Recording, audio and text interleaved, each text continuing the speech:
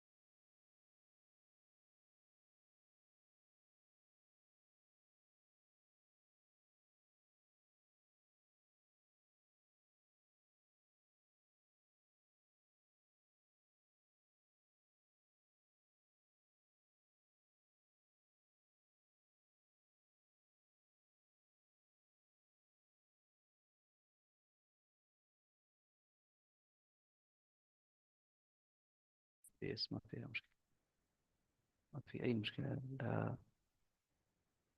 ممكن يكون في مشكلة في الرابط، ممكن مثلا نحول على شيء آخر، على بلاتفورم ثاني أفضل. تبغى أشوف لكم إذا كان في على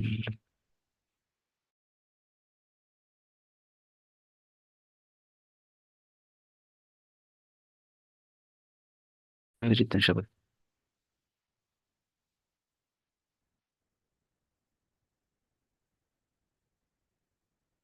اه،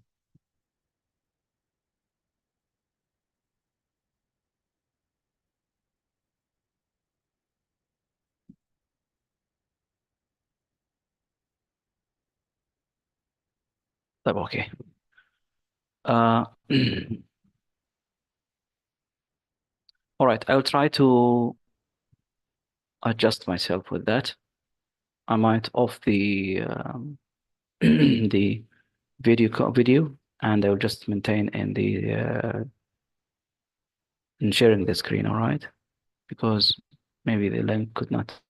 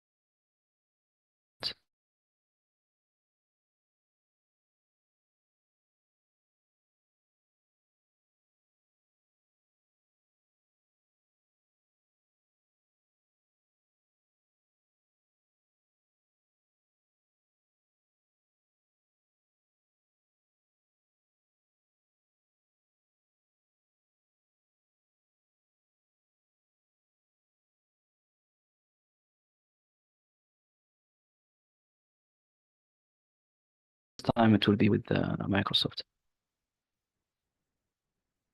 It will be difficult really for the people there. They will lose the connection anytime.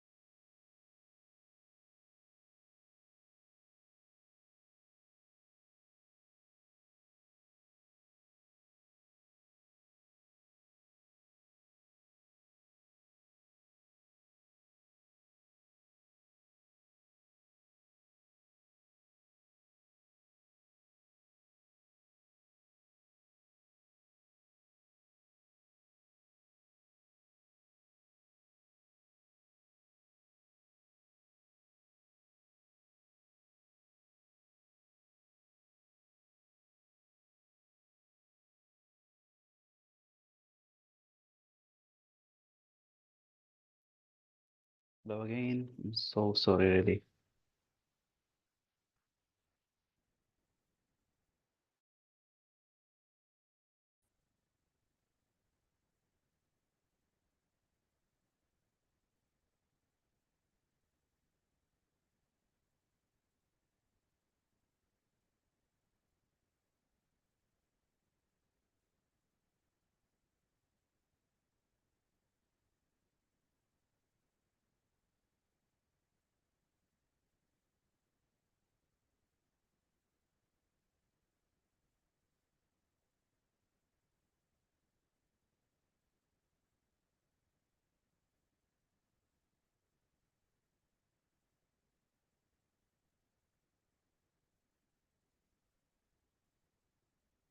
لا حول ولا قوة إلا بالله.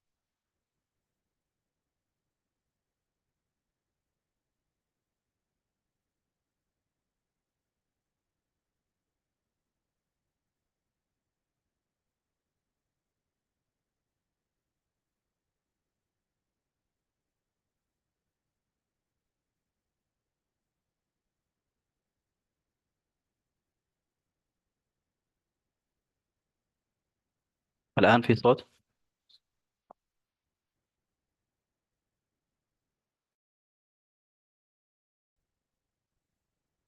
طيب.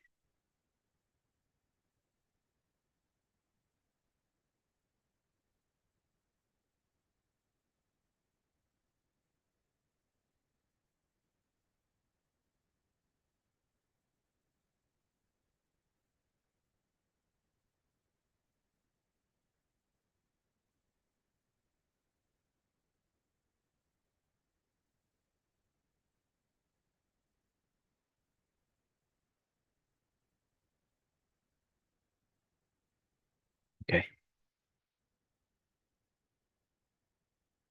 لا، بحاول مرة أخيرة يا أستاذ بشرى. Alright, so it should be all good now. I changed everything I can do, but inshallah it will be alright. Okay, so let's start. So as we mentioned in our brief introduction, so we will go first with the some of the background on the uh, ethics, how it started and how it is tackled along the decades or the centuries till our moment or till the recent time. So historically, or in historical context, the ancient foundations, as all of you knows, that medicine, it is not a new for the humanity or for the humankind. Therefore, it started since uh, many years ago, like what you are seeing here, 400 years before the Common Era, where they started the Hippocratic Oath. So medicine was practiced in that time, and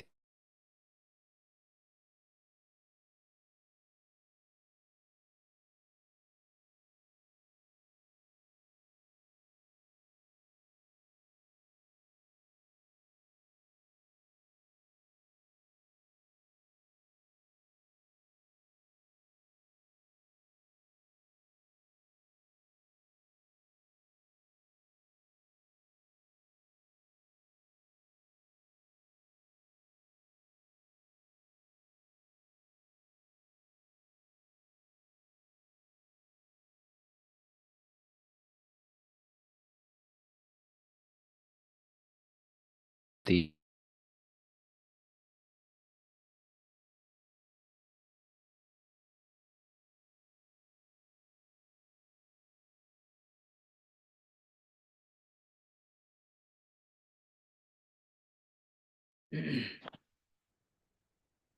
أستاذ بشر، ممكن أرسل لك العرض وكم من عندك، يعني حتى برضه مع إنه قفلنا المايك أو قفلنا الكاميرا. we can't go with that. فمعلش بشغلك معي اليوم. تمام.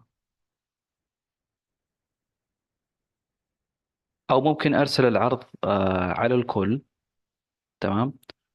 ويبقى عندي بس هنا صوت فقط نناقشه بدون ما يكون فيه شير سكرينينج. ايش رايكم؟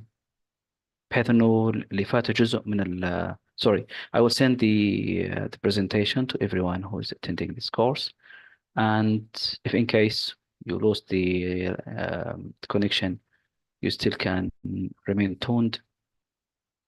When I will be back, you'll not find a hard time to cope with us. Is that a good suggestion?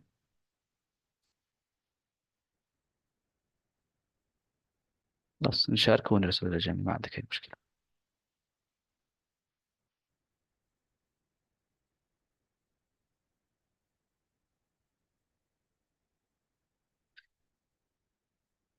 ماني عارف ايش المشكلة في الشبكة اليوم صراحة، لكن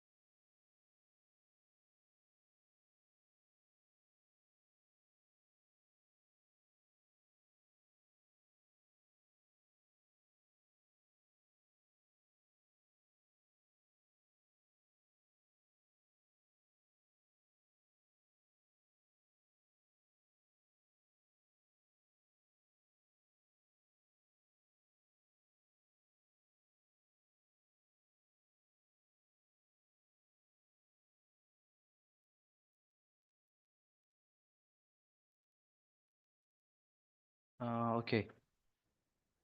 Yep. So I hope it will not happen again because really it's disturbing me a lot. All right, no worries. So, as we mentioned, the Hippocratic Oath, it was in the 400 years before Common Era. The physicians, all they are required, or they must consider this uh, ethical consideration. It was actually considered as the beginning of the medical ethics, or it was the start where the patient concerns start to be heard, patient decision and uh,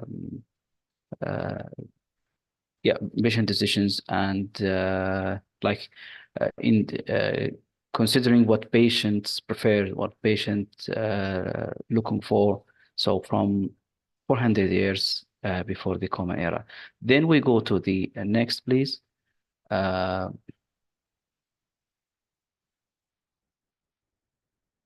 yep, next, please. We go to the medieval and no, it's four, please, four. Slide four.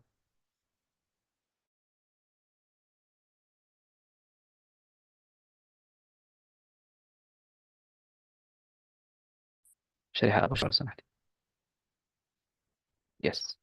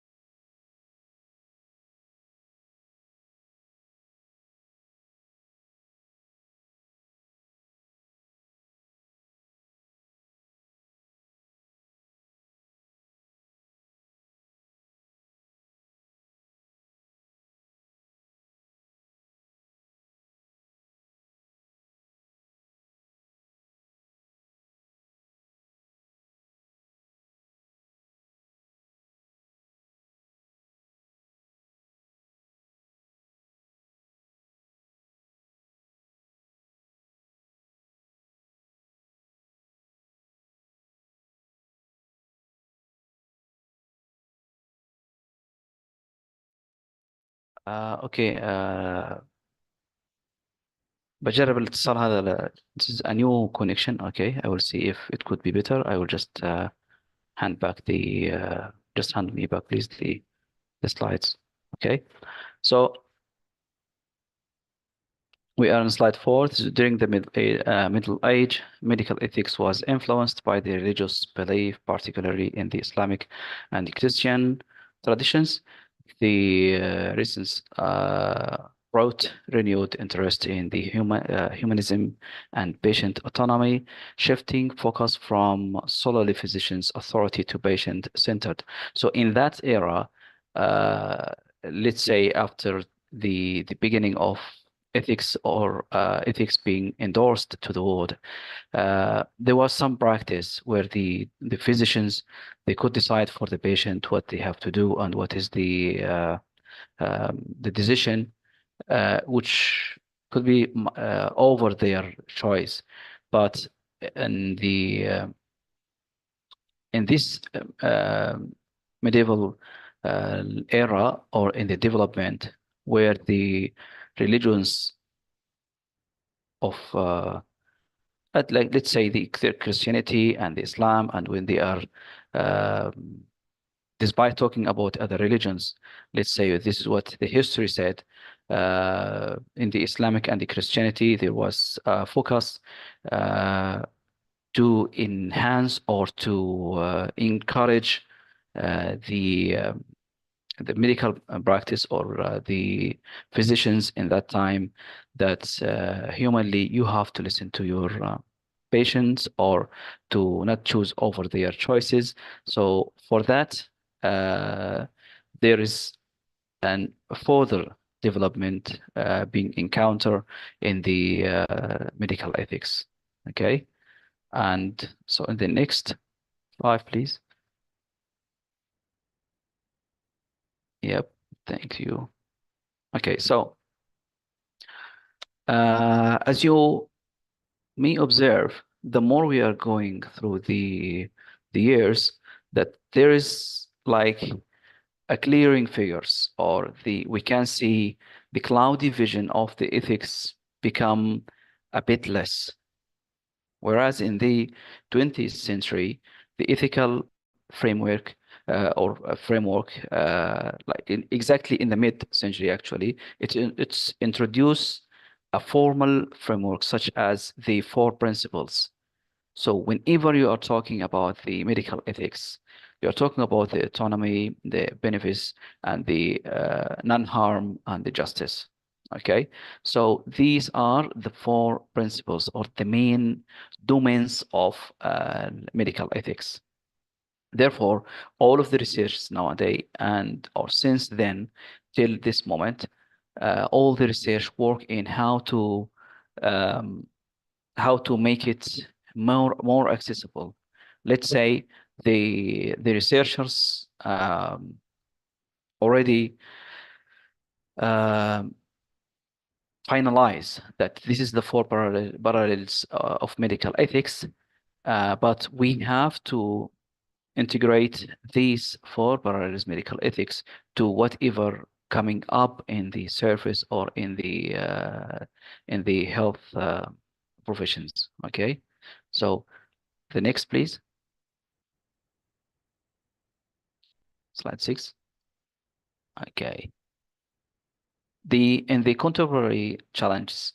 Today, medical ethics faces new challenges such as the technology advancement, like the AI in healthcare, patient privacy issue, and global health disparity. Ongoing debates focus on how to address these challenges while maintaining ethical standards in diverse healthcare context, which means AI help a lot of um, uh, medical field in making a resilience decisions or making a resilience or fast decisions, or it could help them to trace the proper treatment management for the cases. But the other issue of that, there is still some challenge in which AI is still new for the carrier or for the healthcare. We used to know that the data and all the information technology is not a much secure, in which the data for the banks or for whatever organization, it could be secured by whatever they are doing by a second party or third party to in order to maintain their servers secure. But the problem in healthcare, the data it is linked to let's say huge servers in around the world. So which means that your data or your confidentiality exactly which about your case and so on, it is not that much safe from or it's not out of reach for some of these uh, like for these people they are intended to harm. Or but this is not only the thing. When we are thinking about someone stealing the information, let's say um, they couldn't do much more about that information. But the problem if they hack these equipments or whatever linked to AI and means to help the patient, and they change all the settings or all the filters or the indicators in which stating these normal and these abnormals, and they make everything in abnormal as a normal, and increase the rate of medical errors, and increase the morbidity and mortality among the community, especially when we are already, let's say, not more than halfway trusting this technology and relying on it on deciding for our patients or deciding on our treatment journey. So this is one of the things that it's until now considered for the AI, despite how it is helpful, how it is good to maintain fast and accurate decision, but still it could be in a day fatal for our patients. The next slide, please, 7. Okay, so we are here in the foundational text in medical ethics. Ustad Bushra, I think now I am all good to go with my own. So I will just try to share from my side, okay?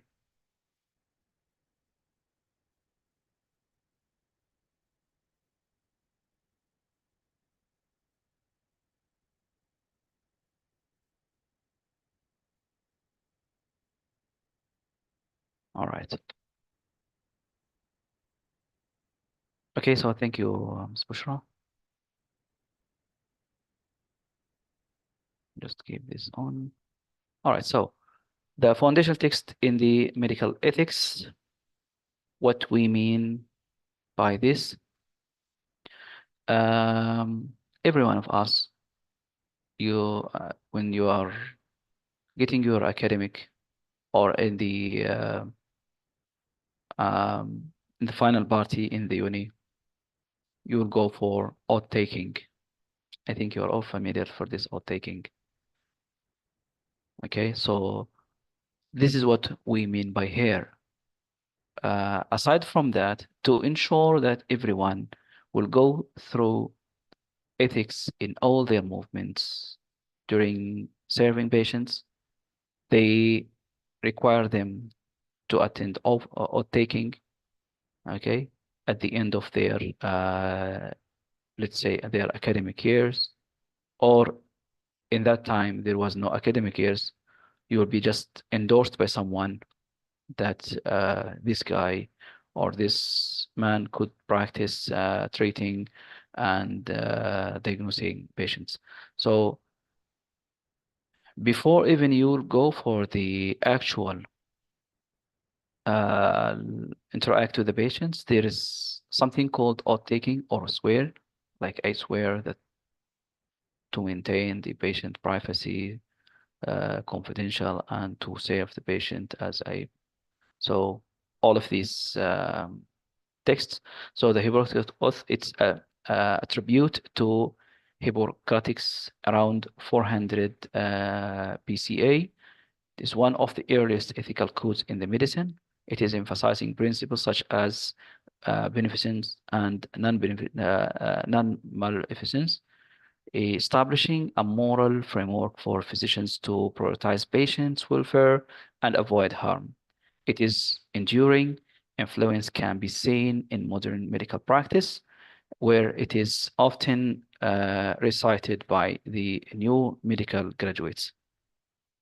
As we mentioned, all of the it is not only for the medical students, it's for all health profession, whoever related to uh, health profession. Before graduation, they must attend to these or taking. Then in 1847, something raised, like they're calling the American Medical Association. The Code of Ethics, it's first published in 1847. So since then, the American Medical Association or Code of Ethics was published or providing a comprehensive set of guidelines for the medical professionals it is addressing issues such as patient confidentiality, informed consent, and professional conduct. This code has shaped the ethical standard for physicians in the United States and serve as a model for the other medical association worldwide. So in the previous slides we saw, or the previous thing we mentioned, uh, there was there was a practice of medical ethics, but as we mentioned that along the years, researcher will find something, or they will pick something need to be improved. Let's say the ethical consideration as started, it is way different from now, although they are having the same concept, but still they are um, like they are focusing in more particular things that could be oversighted by a normal practitioners. So from 1847, we start from that era, they start talking about the consents, where is the informed consent. So informed consent until now it is presenting, but let's see in the upcoming slides what will be happening for the informed consent, and we will discuss about it a bit. Okay, so um, this is one of the big movement around the world where the American Medical Association published its code of ethics.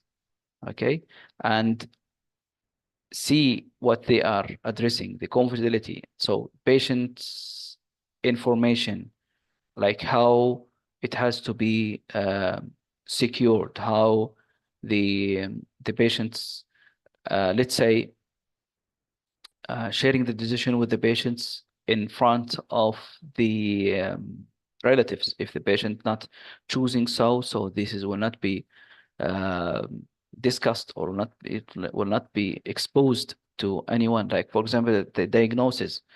All right. So the confidentiality of everything related to the patient diagnosis, patient journey, patient treatment plan, till the patient will give the approval to them to share. So other than that, also the informed consent. The informed consent for whatever procedure that you are going to do to the patient, starting from asking his history.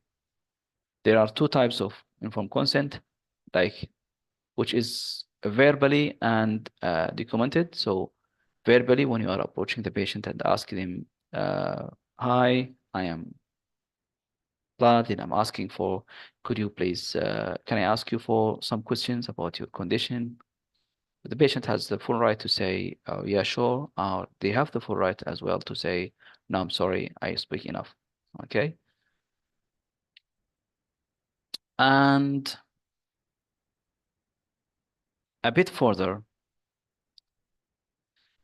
I think around 100 years later to the American Medical Association uh, publication, there is a committee called Nuremberg Code. Actually,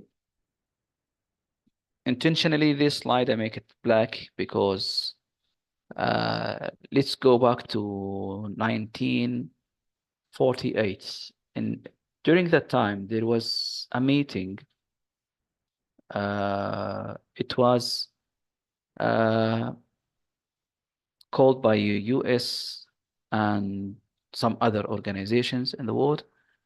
They are criticizing the action of Nazi medicine doctors towards the prisoners, or towards the prison people, where they were doing a lot of practice against the humanity on uh, uh, the humans, those are in prison.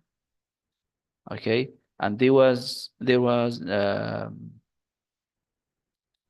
let's say it is not because of these prison people, or these people in the prison, they were soldiers from like an enemy, so they feel full right to practice against the humanity all their researches. Okay, so let me say it in Arabic to just النيورنبرغ كود هذا طبعا هو تحرك كان في عام 1948 بعد الحرب العالمية الثانية، بعد ما لوحظ ممارسات لأطباء نازيين غير إنسانية ضد السجناء في السجون النازية. كانوا يطبقون عليهم دراسات آه، في بحوثهم الطبية وكذا، وما كان النزيل عندهم أو السجين عندهم ما كان له أي حق في الاعتراض على أي بروسيجر يعملوا له. ف كان فيه اجتماع أمريكي مع أحد الأورجانيزيشنز، أعتقد أن الجود ستاندينج براكتس، GSP أعتقد good standing practice. فكان الموضوع إنه to minimize the inhuman practices among or conducted by these doctors. تمام. So it's stated here, developed after the World War II in response to unethical human experimentation. The Nuremberg Code established key principles for the ethical research involving human subjects. It is emphasized voluntary consent and the necessity of scientific validity. So since then, there's there is a prerequisite for all of your research that you have to submit the consent inform or consent form. You have to verify and you have to support all your documents to the IRP or the institutional review boards in order to verify have you got all of the necessary documents to conduct your research, especially once it's related to the human or the cells. or إذا كان البحث متعلق في الإنسان أو في الخلايا أو أنت مطالب إنك يعني إنك تجيب كل ما يثبت إنه هذا البحث راح يتم ضمن scientific prospects أو على الأسس العلمية.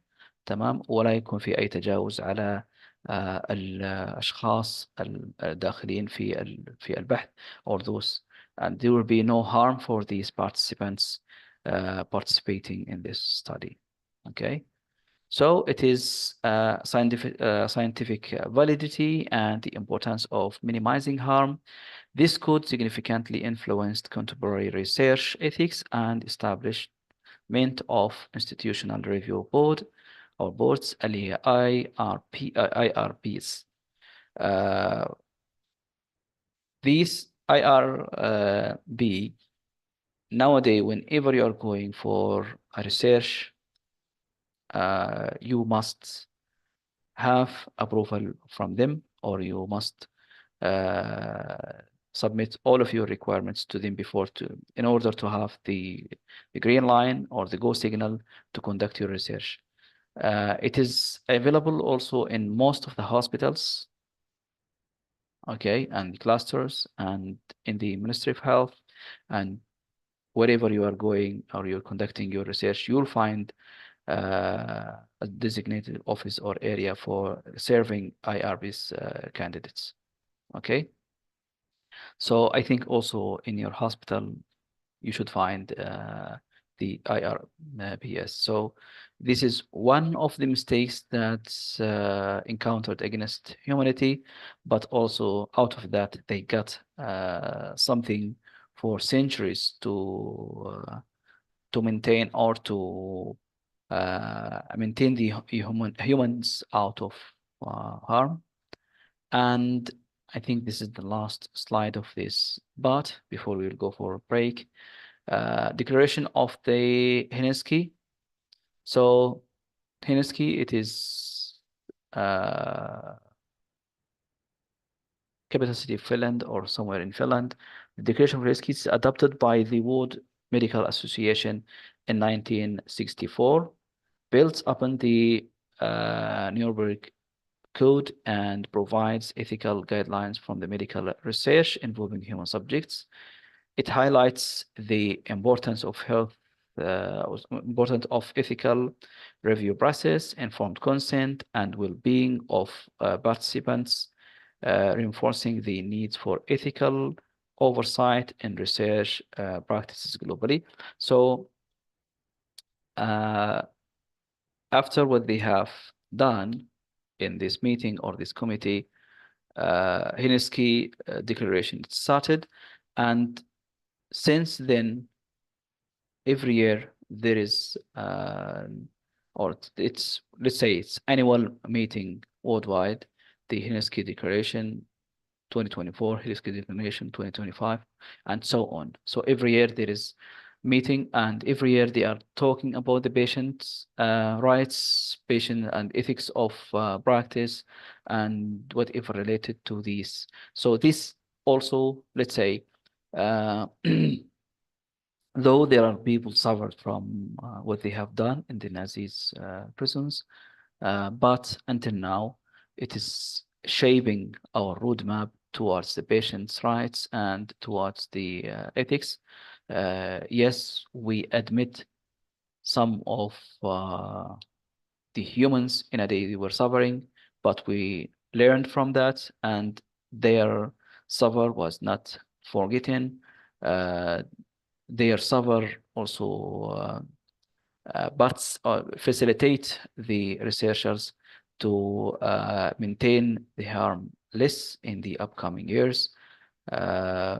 So a lot of research has been conducted from that time until now. And as you see in the Helsinki itself, see, aside from the informed consent, the well-being of participants. So it is not to harm you, and it's not to provide a care which could result in harming you in the future. Okay, and it is also emphasizing that please don't oversight the ethical issues in research. Okay. How it is impacting us? Of course, it is impacting all of the current practices. These foundational texts have profoundly influenced modern medical ethics by establishing core principles that guide the healthcare professionals. They serve as reinforced point for ethical decision making, encouraging ongoing discussion about the patient's rights and responsibilities, and help shape policies and regulation in healthcare and research. Ensuring the ethical consideration remain central to medical practices, and it's also ensuring that the practices of whatever or medical practices and whoever profession that must start with the ethical consideration. Like, let's say in the bachelor level, the students will study something about ethics. When they are going for a research in the research periods, let's say in the master degree or the PhD degree, they must also consider, they must talk about ethical. So this is emphasizing that the needs for these things to be in mind. The student, when they are studying for the bachelor, their practice will be with the patients or with the patients' families. So they have to understand the ethics. This, it is central in this or core in this practice. But when they will go for research, they will understand that The research itself, it has to go through the ethical considerations and the subjects of this research. It has to go also through uh, the core of the ethics in it, in which the the researcher or the team, they must obtain the consent forms, they must obtain the permission to do so before they will start. And in the other hand, also after they will start, they must consider what has been permitted in the license or in the approval must not exceeded.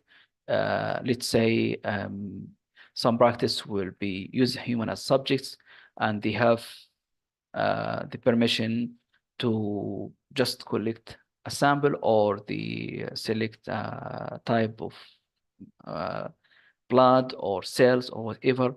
And whenever they are already in the patient side, they will make it a bit further than or they will just disregard the ethical approval they got, and they will go beyond that.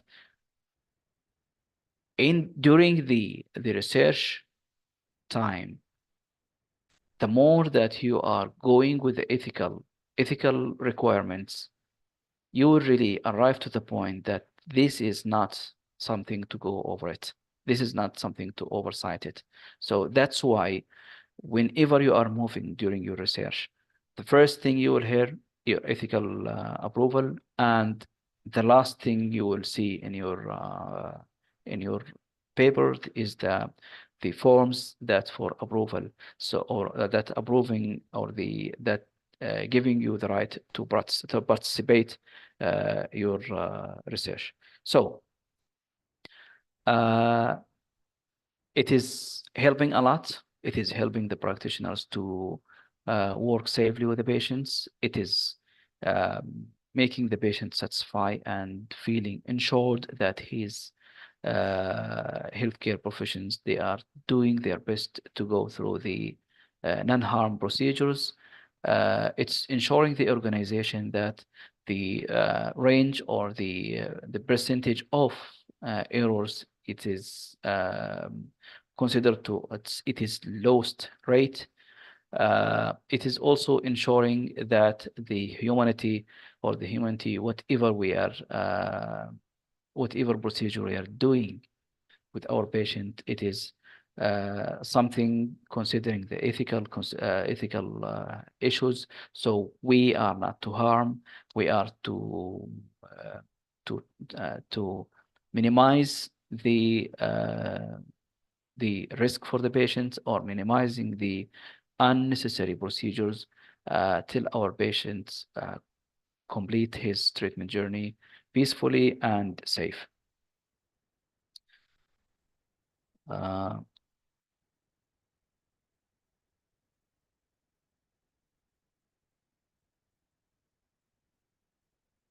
طيب،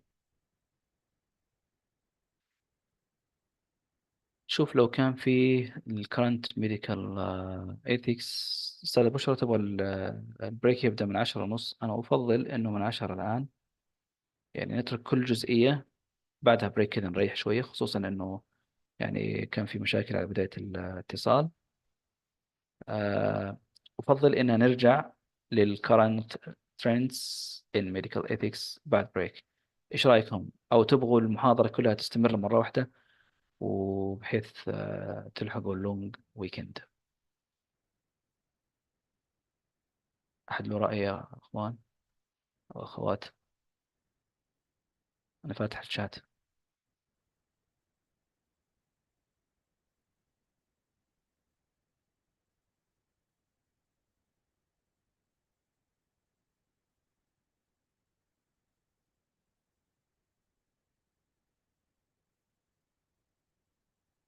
طيب،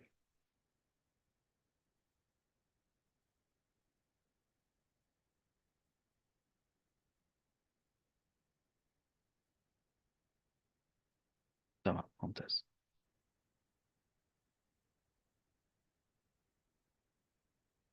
خالد العريشي تقول خليها مرة واحدة. حقيقة هي نوعا ما طويلة شوي المحاضرة، بس حاولت قدر المستطاع أقسمها عشان ما أطلع كثير في الدiscussion. فإيش رأيكم؟ أحد يوافق الأستاذة هدى؟ المايك مفتوح للجميع. طيب أوكي.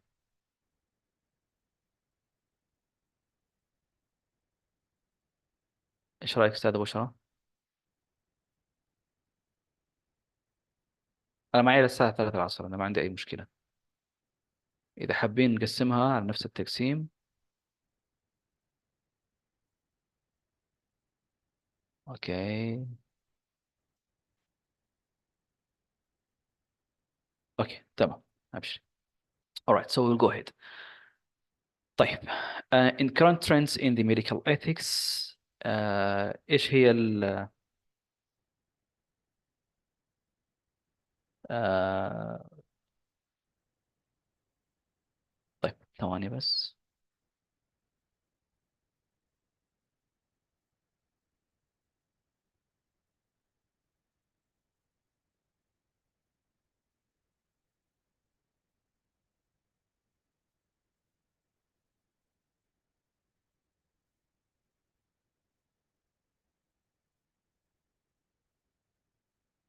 أوكي. So إيش هو ال current trends in medical ethics and what we are up to. All right. I think you are aware of the telemedicine and remote care. So in this point, there is a rise of telemedicine has transformed health delivery, especially during the COVID-19 pandemic. We learned a lot from COVID-19 pandemic. Do you agree with me? We learned a lot really. تعلمنا الكثير من البانديميك، تعلمنا الكثير من الكوفيد بانديميك. يعني الله لا يجيب ذيك الاكسبيرينس، بس الحقيقة انه a lot of things has been uh, like uh, approved during the COVID that it could go for another way. Meaning to say, before we were thinking that uh, education should go only with the traditional way. But during COVID, found out that distance learning, like what we are doing now, it could be beneficiary for all, for the participants, for us. Um, I'm about 1,000 kilometers from you now. So I'm giving you this, I'm sharing you this content. So if it has to be in the traditional way, I must travel down to there and they have to spend a lot, and the company, they have to spend a lot, and the hospital has to spend a lot. So without all of these costs, everyone in his own device or his own cell phone will watch this link and go through it, discuss, learn, and in his convenience situation. So we learned really a lot from COVID-19. And among these, the telemedicine. All right, I know the telemedicine, it was started somewhere else in the world before COVID-19. But the need of quarantine in COVID-19 enhances the experience of people towards the telemedicine or distance learning or distance consultations. Tell the people they believe, oh, I can do this way. Okay, I can do it without being bothered. So, uh, having said that, still there's another side or the downside of this service. Again, we are back with the trust of information technology. So we mentioned a while ago that AI could serve us, could help us in a lot of things. But my data or my file or my medical record, it is not a bit safe. in which maybe, let's say, it is not stolen, maybe it's lost. Something happened, like saying conflict, the machine defects. One of the server bankrupt, or one of the server shut it down, or one of the server lost its um, ability to carry a lot of resources and information, then suddenly bombs. So what will happen for this patient?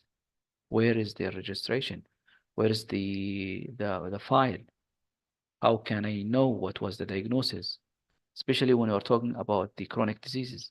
So someone with chronic disease go a long way with the treatment or with a lot of medication, and this was not appropriate for the patient. This is appropriate. This is changed. This is stopped. So if I will trace his file, I can see all of these changes. But if I lost his file, it means I lost his journey. So I have to start from the beginning. We have to consider everything uh, is not real, and this is a new patient for me. Okay, so maintaining patient confidentiality or ensuring informed consent in virtual setting also another issue. Although we said that informed consent, it could be verbally and it could be written. And in this telemedicine, especially in the when there is a video chat, this will be a bit easier to maintain the informed consent. But you have the right before to start the video call that you have the right to say, no, I don't want to be appear to you. I'm listening to you. I can hear you. In fact, you don't know what is going on there. He's just keeping it aside and just you're talking alone, right? So this is one thing. Whenever you are considering the telemedicine as one of the effective way, you have also to make some like merging uh, visits. Like, all right, so it will be telemedicine, but I have to see you every 2 weeks, and so on. Nowadays, we are having in the outpatient departments like this. It's a virtual clinic. It's called a virtual clinic. The first visit for your patient, you have to see him on camera and you have to see him on like Zoom call, just to ask the history, any medication he's getting, and so blah blah, in order to prepare conceptual like at least to have a background for your patient before he will show up in the clinic. All right. And sometimes you will ask for certain investigation to be done before the patient will arrive to you. Okay. So informed consent, yes, in the virtual setting, it is not that much easy, but it is achievable. Uh, I think also the telemedicine also could help. Let's say, and we are seeing nowadays virtual clinic for the psychiatric clinic or for the psychiatric uh, yeah, the clinic for those seeking advice from the experts, somewhere else, including us here. There is a stigma about the psychiatric issues in which it is something need to be addressed or to change in the future. But anyhow, let's accept the fact it is somehow the people there is a stigma for that. The patient will avoid to go and fall in line in a psychiatric clinic. Therefore, they provide them a virtual clinic, and this is one of the confidentiality. So if I will sit with the doctor or with the nurse or whoever covering this clinic, or with counselors. Uh, I will seek the advice, let's say secretly. No one will knows. At the end, you you are assessed, okay, against the symptoms you are having, and the second also, no one knows what you are seeking for, okay, and these provisions they will not expose your file, but maybe the information technology could down it this time. Okay, but let's say this is one of the things that make it resilience and make it easy for the the patients to be treated. So addressing disparities in access to the technology, providers must navigate this challenge to uphold ethical standards while embracing innovation care models. So of course, mm, like for us here in Saudi Arabia, where the everyone holds an ID or ID number, so they can at the beginning of the call they can say, "Yes, I hereby or I agree for this to conduct this diagnostic session with the name of the other party or the name of this clinician, and my name is and my ID number is." So I think this could make it easy for them to conduct an informed consent. Although the informed consent, if it has to be like for verbal sharing decisions, it is acceptable to be oral consent or verbally, but if it has to go through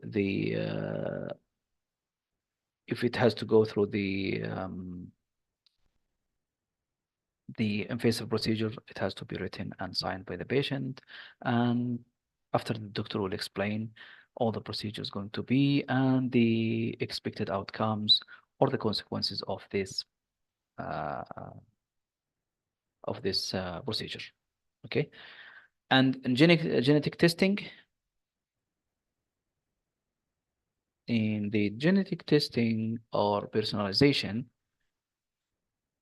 I think all of you aware of the trend in these years that out of a tiny amount of the sputum, they can tell you where you are from, where you are based, and what is your race, blah, blah, blah, blah, blah. In which, okay, we believed in the advancement of the medical technology, but somehow I think this is just a marketing strategies, and I'm not sure if it's based on scientific methodology, or it's based on a scientific research results, or it's evidence based. Okay, so advanced in genetic testing presents ethical dilemmas related to a privacy, consent, and potential discrimination. Issues such as implication of genetic information of family members and the ethical use of genetic data by ensuring and employers are insurers and employers are critically. So the ethical framework are needed to guide informed consent and responsible use of genetic information. So in this matter, uh, in genetic testing, it has two types. The thing which is related to the recent human, okay, condition and issues, and the things that related to the previous years or decades or centuries ago. Uh,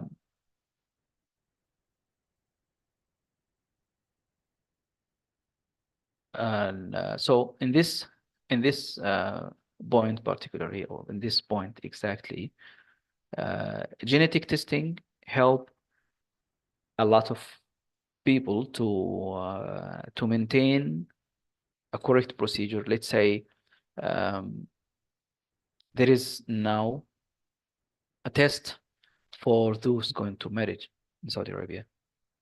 It is been there for, I think, years, since years ago. Uh,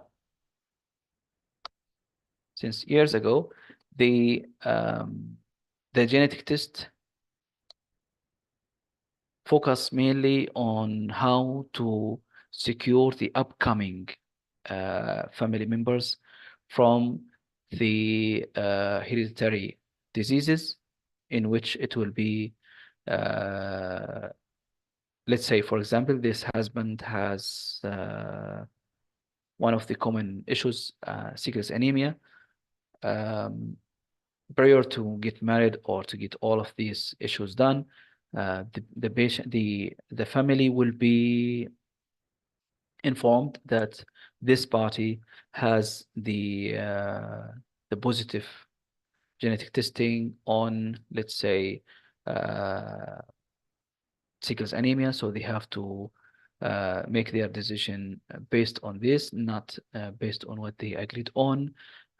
This marriage could not be safe for the upcoming children, or sometime they will start to treat these issues to maintain it or to minimize it for the upcoming generation. So this is one point for the genetic testing. It is also it is also helping some people to forecast in the future or the future or upcoming changes. Let's say the nowadays we are running the like colon cancer screening. So this is also something that they will study it based on the genetic testing, based on the findings, based on the sample that you submit. There are some changes from now, which could happen, which could not happen, could result in colon cancer. So this is one point up also for the genetic testing. But let me say something else. If this test has been done and it was done not on the right way, and the result was not the result was not good, so the patient was informed about this incorrect result, how this will impact him psychologically. That's why before to do all of these genetic testing, you have to go for the uh, ethical frameworks, or you have to go for the informed consent, and you have to um, explain the explicitity of this genetic test, how it's going, what is the percentage of the accuracy of this testing, what should we do if the result comes in the negative way, how we could overcome it if it is happened. So it is not just a genetic testing. This is not just give a sample and go. It is something that I have to study it in all dimensions. I have to focus in everything around us. I have to see how the result could happen, and I have to see how I will answer the patient before I will get his sample. So you can see that through the conversation or the discussion with the patient from the beginning, because some people result will not matter for them more than how you are ensuring them that everything could be or could be controlled. So let's say a set with someone uh, expected to have thalassemia, expected to have some genetic changes. Before doing that, the patient must know if I am positive, where I will go, if I'm negative, where I will go. So It is not something that I will diagnose, then I will leave you alone. No, it is something that I will diagnose to make journey based on it, or to start a journey based on it. And also, we have to consider that mistakes could happen, machine defects could happen. Machine defects is always there. So if the result be positive, don't be bothered if I call you back again to do it again. So he must knows everything before to leave the session, or before to start even screening his sample. Okay. All right. Again, we are in the uh, artificial intelligence in healthcare.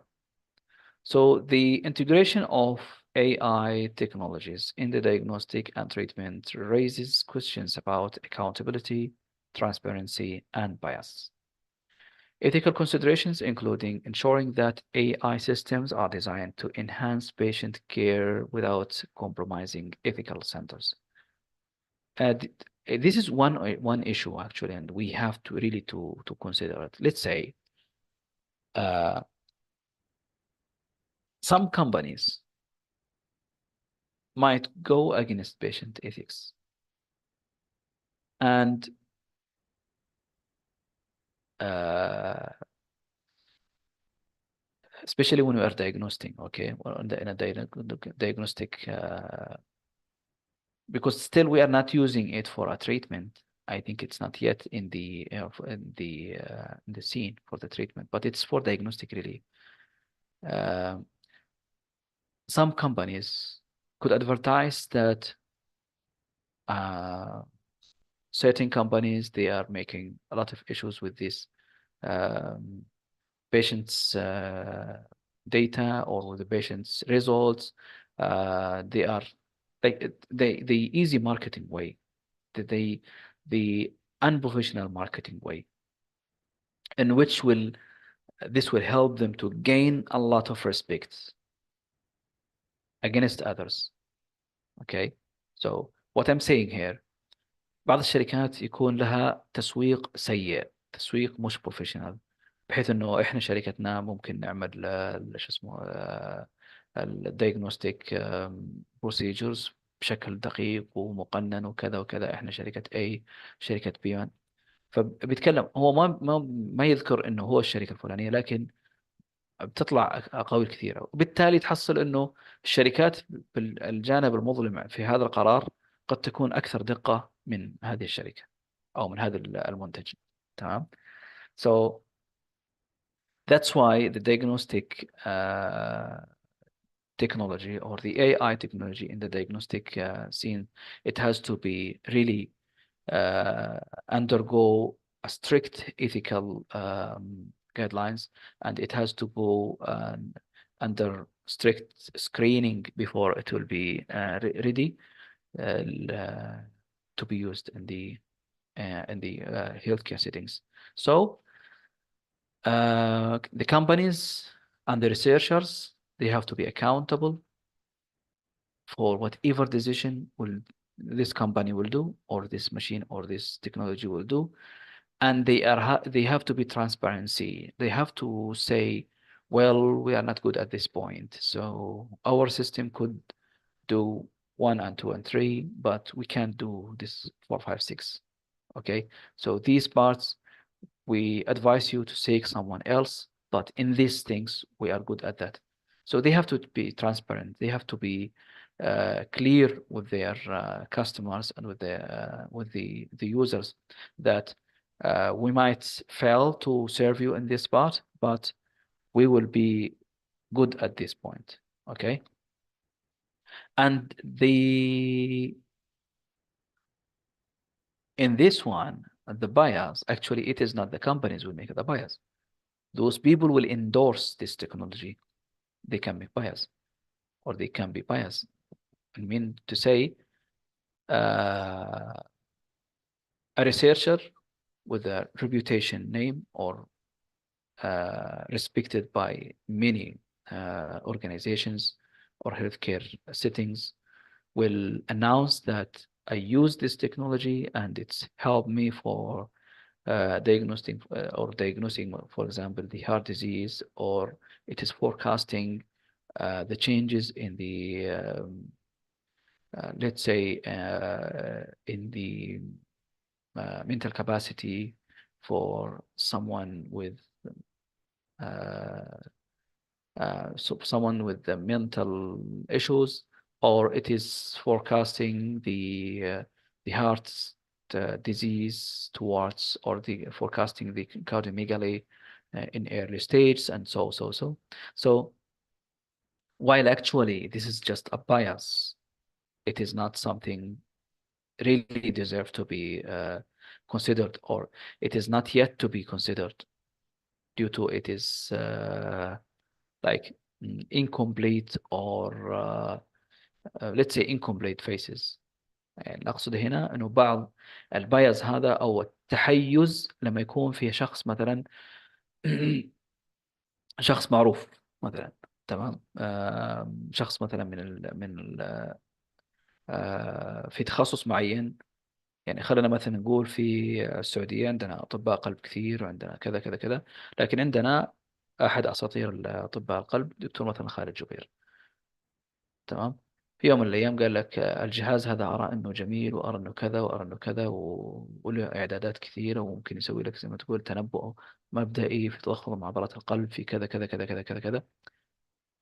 وطبعا بما أنه يعني له اسم في السوق أو في صناعة جراحة القلب، كثير من الممارسين راح يعتمد انه هذا قرار مسؤول، تمام، وقرار من صاحب خبرة، فليش انا ما اعتمده؟ ليش انا ما اعتبر انه شيء صحيح؟ تمام. بينما هو في الواقع هذا القرار يعني صدر من شخص له أطماعه الخاصة في هذا الشيء أو في هذه الشركة.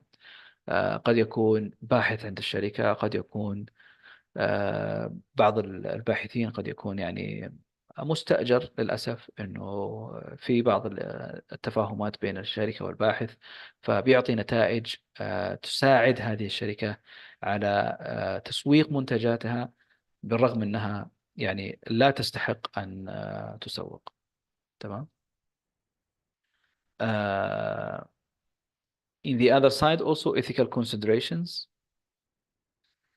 including ensuring that AI systems are designed to enhance patient care without compromising ethical standards, in which we are, as we just mentioned a while ago, that uh, the ethical considerations in this file of research, of course, it has to be through research, and this program or this innovation go uh, published through research. So in this research, the consideration or the ethical consideration, sorry, it has to be included there, and it is emphasizing the patient's rights, and also it is explaining that will be no harm for the patient, and the ethics will not be compromised. Okay. Also, aside from that, as we are going all the way from 400 years BCE till now, and we are still in the non-stop journey in this particular area, we are considering more updates, ethical considerations, or ethical guidelines. Why? Because the changes in the technology, it is rapid. And if I will go for the 4 principles, it could be implemented there, but it must be enhanced to be applicable for these changes. I mean, exactly here in the artificial intelligence or the AI in healthcare. Still, I'm sure that there is a lot of help or a lot of gain from this AI, but I will assure you that still there are some of the mistakes going to be discussed in the future. I'm sure the ethical framework was not completely emphasized there, or not completely implemented, or not applicable for these situations. For that, there is really a need for the guidelines that address the implication of AI on patient autonomy and decision making, because still patient has the right to refuse, even it is just something will scan him from a distance, or something will scan him without invasive procedure, but these procedures could radiate or could result in a harm over the years. Okay, so it has to be considered once we are going through such diagnosis. Okay. All right. So in the patient's rights and advocacy, the growing recognition of patients' right emphasize the importance of informed consent, shared decision making, and respect for patients' autonomy. As patients become more informed and engaged in their healthcare professionals must adapt to this shift by fostering open communication and advocating for patient-centered care that respects individuals' preferences and values. So, what we are about in this part, that how we can ensure that the patient autonomy, or how we could advocate for patient-centered care, in which in the all of the ethical principles, that nothing mentioned there about the communication, but it is all soul of communication. So how you can make an open communication with the patient, together shared decision making. At the same time, also you are showing to the patient that the independency, or you're showing to the patient that you are having your autonomy, you're having decision over your treatment journey. Okay, and also it is your right to discuss in this communication whatever you want to explore about your treatment and your treatment journey. And this in the other way, encouraging the healthcare profession to emphasize their or to improve their skills in communication. Also, healthcare organizations, they must consider this is one of the core principles in their vision, that to improve the communication among the healthcare profession and from patient to healthcare professions, in which they will adopt the attitude of open communication environments, and the attitude of good listeners, and the way how they will address a clear and informative guidelines or questions to the patients. So communication, it is one of these things that could enhance patients' rights, and also it could serve all of these for principles, or for the parallels principles of ethics. Okay, so consider that. Don't feel that you are equipped with enough knowledge and skills in communication, because whatever you learn, still, and the human are in different aspects. different approach and different concepts. So they might understand you in the easy way. They might like resistant to listen from the first time. They might have some perceptions earlier or the false belief about someone background and someone like appearance. So you have to be careful in how to make an open communication or uh, how to foster an open communication uh, and how to make patient centered or how to make patient care centered or how to respect individual preferences and values. Okay. Uh, so now we will go through these four principles one by one, and I strongly encourage you to go for a break at least for 30 minutes at least. So we'll see each other around 11. In this move, I think we are not going to finish at much early, but we'll try to do something to make it air faster. So I have four parts, okay? In each part, I'll try to maintain it maximum to 30 minutes because everything is there. Prepare yourself. There is a scenario for each part. So we have four scenarios and four questions. Then we will discuss together. I hope I will not be discussing alone. We'll discuss together how these principles will be implemented in the clinical settings. I try to make it easy, and if of course it's not a piece of cake, it is something scientifically uh, يعني it is need to be yeah uh, it's time to be easy and effective. But believe me, I did more than this research, but I feel like in this one it is really easy.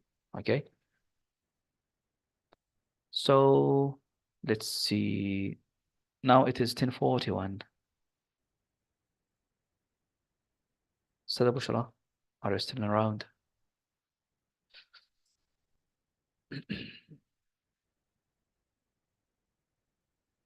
I'm going to go for 30 minutes.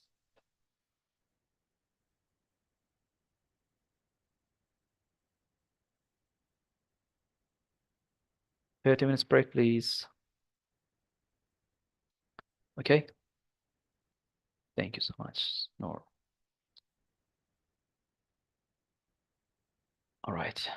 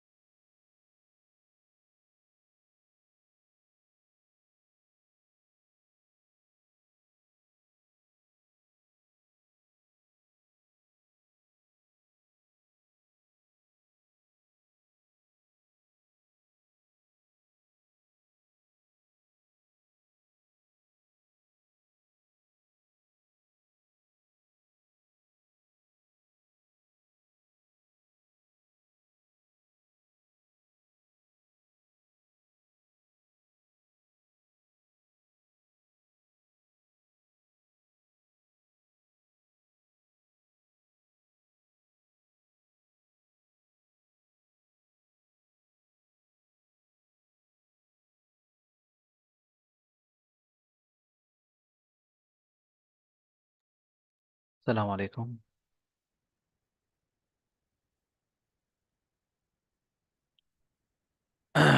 All right. Are we good to go? طيب. So as we mentioned a while ago, we are now starting our four principles of medical ethics. So part one is the autonomy. Okay. Please focus in here because we have something to discuss about it at the end of these slides. I mean, at the end of this part. All right. What do we mean by the autonomy? As you see in the shape here, see the autonomy is refers to the right of individuals to make informed decision about their own healthcare. Okay, so it is your freedom to choose your treating physician, your attending nurse, your healthcare profession, the organization where you will be treated, and the procedure that they will do, either they will do it or not, the treatment plan, and the medication or the let's say how it will be. For example, for admission, you'll be admitted in the hospital or you'll go home. So this is the autonomy, that to choose what you prefer. But let's say if the patient is let's say someone is uneducated or might not be aware of the importance of this procedure that you're going to do. Am I going to consider his autonomy in this part, or I will tell, oh, no, no, no, no, he don't have the, maybe he's not, maybe we are not in the same page, he's not understanding what I mean, so I will just do my procedure, whatever. No, of course, no, it is still its autonomy, and the patient has to choose, but you can convince the patient or you can change his decision if you are feeling that this is the best interest of the patient condition. Let's say the patient need this procedure.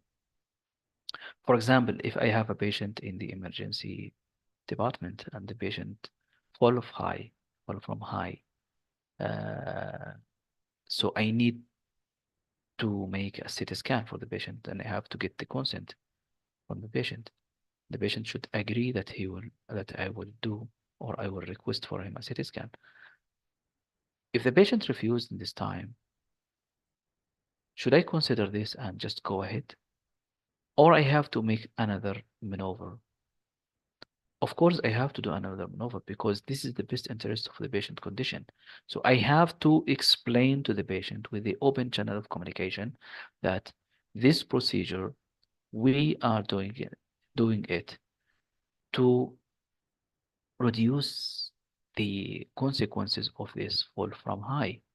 And this could serve you for an early intervention that could save parts or save your life. Okay? So by the way how you will explain to the patient, you could change his decision, but still what he will decide for, it has to be carried out.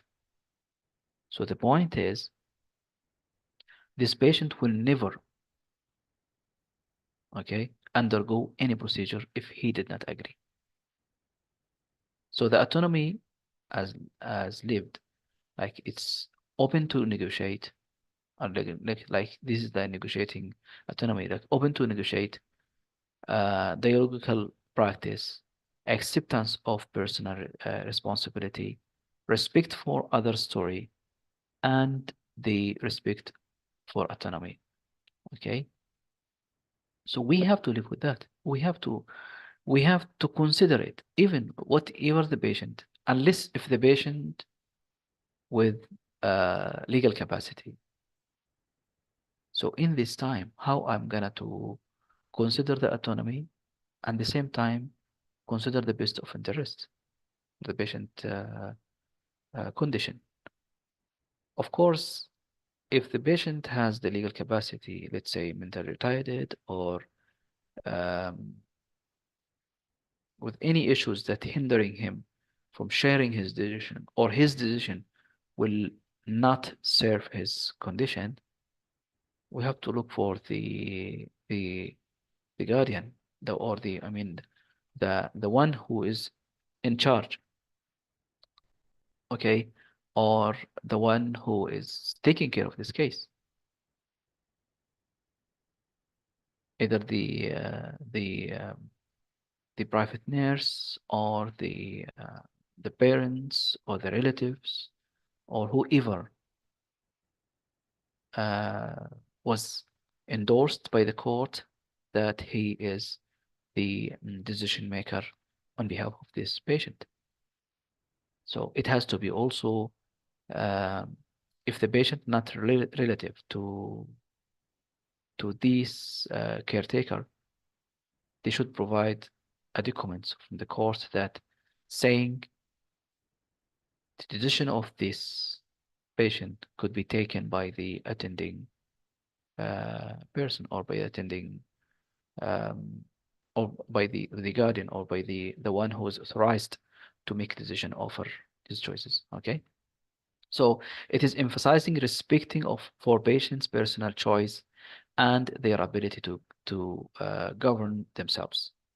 Okay, these principles required healthcare providers to ensure that patients have the necessary information to understand their medical options and the implications of their decisions. All right. So the autonomy, it is everything that you could, uh, or it is everything that the patient uh, could protect him through. He's protecting himself through the autonomy. No, you can't do that. I don't want it. No, you can't do that. I'm not feeling safe for this procedure. I'm not aware of this procedure. I think I'm not. It is not a desired procedure. So of course we will not stop at this point and stop providing the care for the patient. We go back again for the same point that we mentioned a while ago. We have to adopt the open communication attitude with the patients or the open communication environment to discuss with the patient. If you fail to do so, contact the social work. They are the team that who could explain to the patient by the academical background and training they have done uh, to approach the patient in the proper channel. Because at the end, even you are convincing the patient to sign or to agree for this procedure, it has to come from his side, at least just to consider the autonomy aspects. That's just to consider that, okay, I haven't done this over your option or over your choice, but you did it yourself. Since you understand your understanding, or since you understand this practice is the best decision for your case. All right. Uh, so autonomy plays. Yeah, I'm sure it's not. I think I'm sure this is the first thing could improve the transparency between patient and healthcare profession. It is the media could improve the trust in between of the uh, patient and healthcare profession. Why? Because if the patient feels that you are considering his autonomy or considering his options, he will feel that you respect him. From the respect itself, the patient, since he will feel he's respected, of course he will be so cooperative with you. Okay.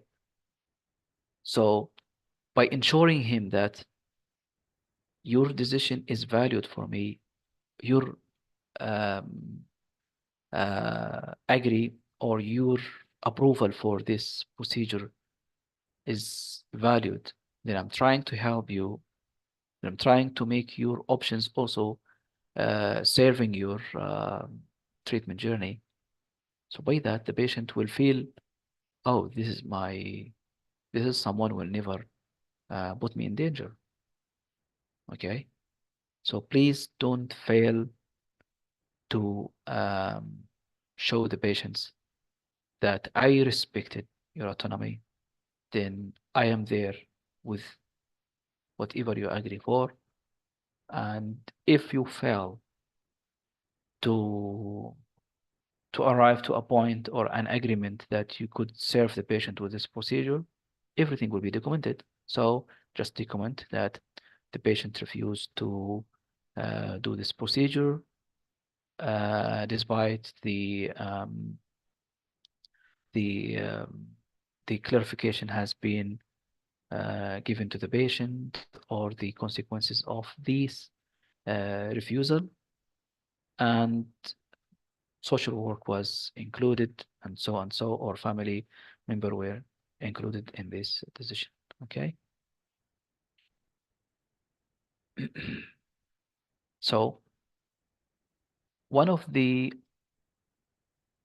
things that we are considering while we are talking to the patient to implement the autonomy, it is the informed consent. It is principle. It is one of the principles, or let's say the best of the principles that um, reflecting the autonomy.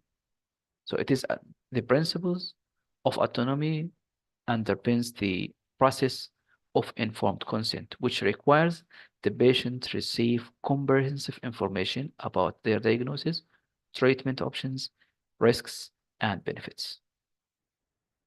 Okay, so by signing this informed consent,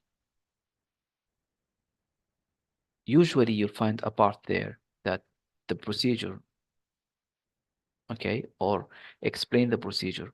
So you'll explain the procedure to the patient that this will be done to roll out blah blah blah, or to roll out the uh, internal hemorrhage, or the whatever. Okay, so to roll out these issues, procedure discussed with the patient. Okay, and with the full details or with the patient's relatives. Okay, to ensure the patient can make a knowledgeable decision. That's why uh, when we mostly or most of the patients, they are reluctant. The first thing they will hear, you were going doing some procedure. Oh no, sorry, why should I do that? No, right away. You're aware of that. You face that a lot. No, sorry. Is there another way? Even it's a simple procedure. Why? Because they want to show that this is not my best of interest. They want to show um, like protecting themselves, because everyone knows the radiation, it has some impact to the patient. That's why they said, oh no, this one not. Everyone knows that there is like complication of most of the procedures. So of course they want to be in the safe side. They are protecting themselves. So this no, not to not let you do your job, but it's save myself. That's why when you are making a comprehensive information about the procedure, the necessity of this procedure, the consequences of not doing it, and the like the importance of this procedure at the end, how it could serve your treatment journey, including the things that he could choose. Let's say, for example, if I have a patient will go for came to emergency department and has history of road traffic accidents. Okay, we used to have a plain CT, head to toe X-ray, sorry, CT scan. Uh, if the patient will refuse, what is the treatment options that I have for him? All right, so he might say, no, I don't want this huge of uh, um, radiation because you need more than 3,000 shots for the or 3,000 X-rays you are doing if you are making the CT scan. In order to make it from or for whole body, you can tell him otherwise. If you are not agree for that, I'm expecting this area with like it has some impacts during the RTA or during the accident. So I need to clarify. For example, the spinal, I have to clarify if you have any injury there, if it's impacted. Cervical, I have to see, blah, blah, internal organs. So you might come down or narrow it down to one or two sites instead of making it for whole body. So this is the treatment options that he will take. So what is the risk? Of course, there is a risk by the long run, but what I'm trying to do for you that I will minimize it to ensure you that this is the best what we can do for you. Okay, otherwise I will discharge you while you are still full doubted. I'm not sure if you are having something internal fluids or hemorrhage or uh, fractures, or maybe you are having something in the spinal or the the cervical or the spinal. So I'm not sure till I have done this. All right. Otherwise, you may say, okay, instead of I will go uh, for the CT scan for the head and chest. I'll just make it one shot, an X-ray, and uh, one shot for a simple X-ray. All right. You have a lot of options. Instead of making 300, 400 shots for the CT scans, it will be one for an X-ray. Okay. And of course, the benefits, for example, if you're having something in the cervicals, we can fix it. We can save you from a further uh, complication, let's say the damaging in the spinal cord or the nerve or whatever, or movement of the vertebrae. So it will be value, of course, if for your treatment journey, if I could find something in this procedure. So this ensures that the patient can make knowledgeable decision that align with their personal values and health goals. So that's it. It is aligned with our health goals or the clinicians. They want to save, for example, the patient's life from other complications. Also, the patient also, it will help him also to align his personal value with the health goals. Okay. So in the legal ethics also, it is another principles under the autonomy. So it is respecting the patient autonomy, or respecting the patient autonomy has both ethical and legal implications. Healthcare providers are ethically obligated to honor patient wishes, even if they conflict with the medical advice. So legal patients have the right to refuse treatment, reinforcing the necessity for health care professional to support and uphold these rights. All right. So it has to be implemented, and we have to understand it, and we have to let's say sit in the fence. We have to be in the middle, we have holding in these two parts. I have to say that there is ethics for this treatment, okay, and there's legality. So in the ethics, that the patient has the right to refuse, and in the legality, the patient have the right to refuse treatment, enforce necessity for the health care profession to support and uphold the rights, these rights. Okay, so I have to uphold it. I have to agree on it, provided that I have done everything, I done all of my parts, and then I explain to him, social work explain to him, family members, if they are around, they explain to him, then this is his option. So we can't go against it. All right. Provided that after all of this session, or after all of these um, trials with him, if I fail to convince him, document every single intervention you have done. Okay, so we tried with the patient, he refused, the family tried, it refused, and the social work tried and he refused. Then at the end, we come up to the point that we could not serve the patient through the options available, and the patient decided for his treatment. Okay. All right. Of course, it has a challenge to autonomy, and there is a challenge in the autonomy.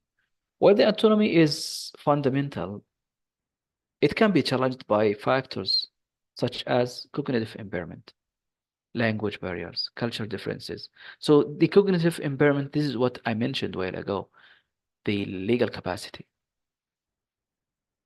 Okay, but don't worry, for all of these, there is an alternative way to maintain the autonomy or to maintain patient's autonomy.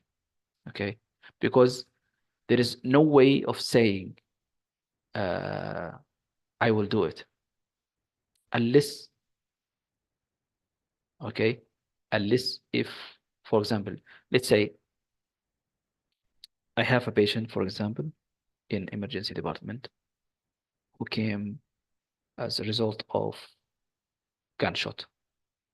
Okay, the patient attended to emergency department. Then I was a treating physician in that time, and the patient is unconscious.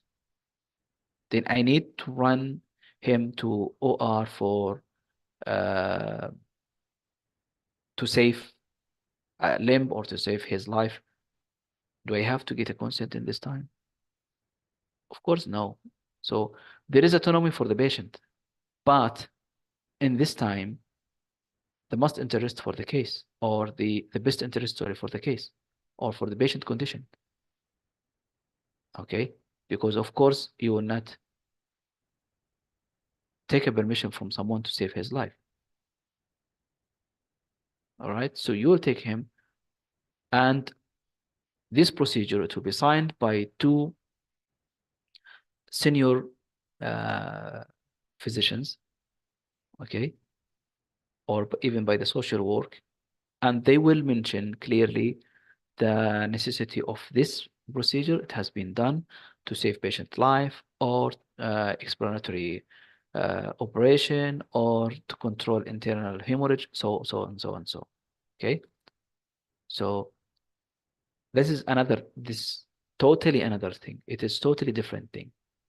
But what we are talking about, the cognitive impairment, that if the patient not deciding for himself, either underage or with the mentally retarded, or with like mental impairments. Okay, so in this aspect, we are looking for something called quarter ord, order, sorry, court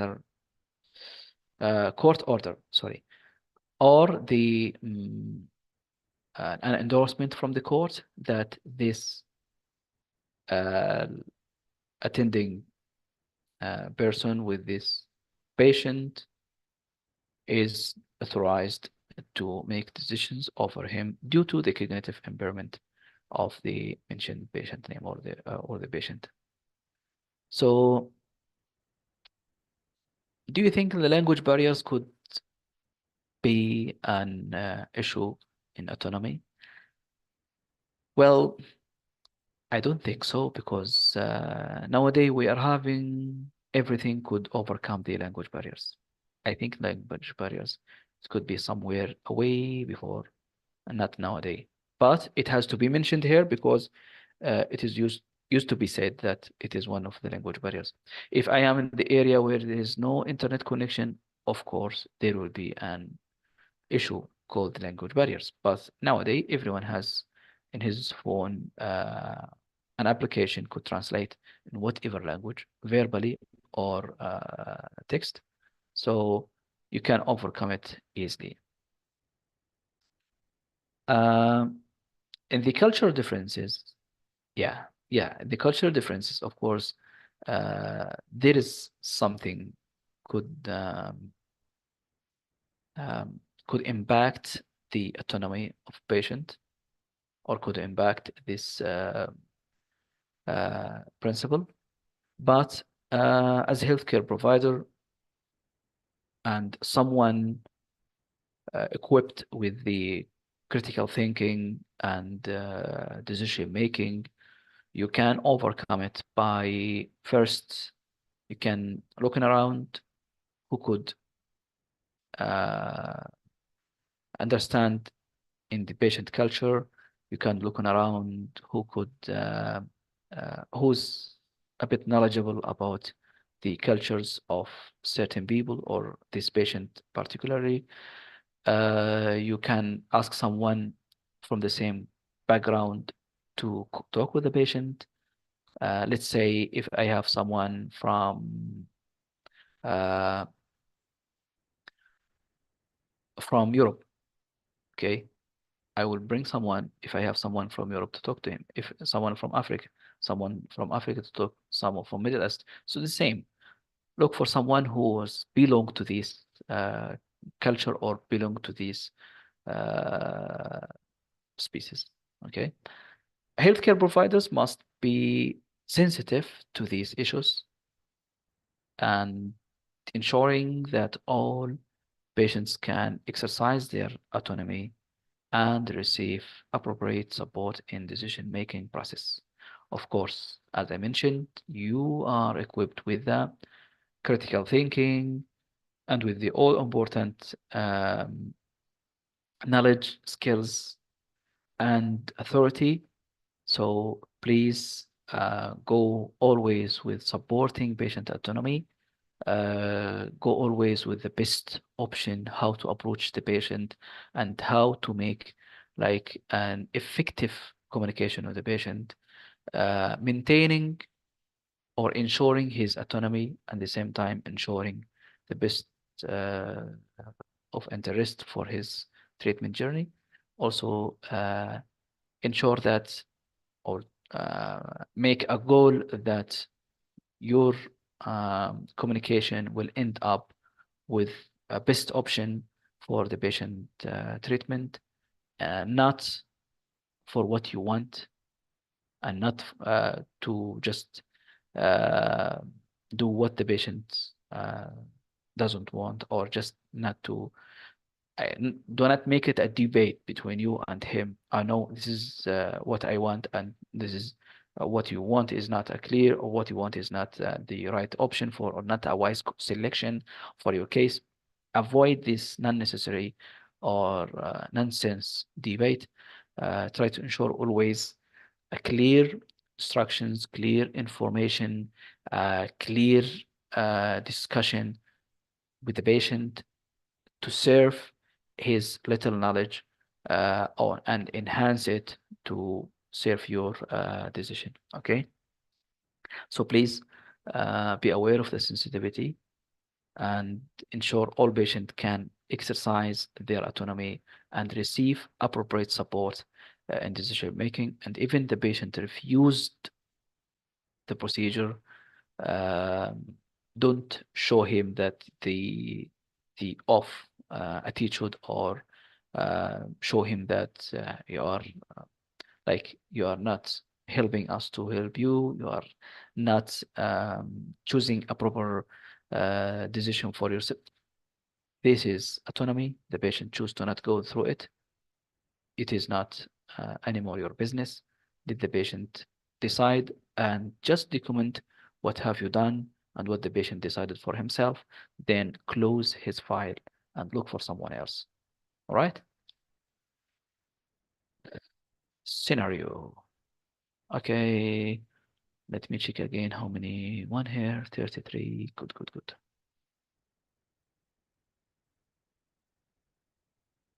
Okay, so in order to have these um, principle, or this uh, or the autonomy itself understood, I will go through a scenario. Okay, then we will see how we can implement it here. Okay, عشان تفهم بشكل أدق أو أعمق، خلونا نشوف السيناريو هذا ونشوف كيف طبقنا فيها الأوتونومي. جميل. بس أتمنى إنه تساعدوني. I hope please you can help me, or you could help me in this scenario. Your mic all is open, or you can just share me. All right. So you don't need to write. Just say it. Okay.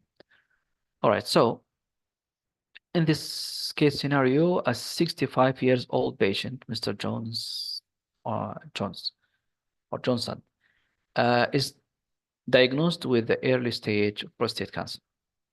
After discussing treatment options with his oncologist, he learns about surgery, radiation therapy, and active surveillance.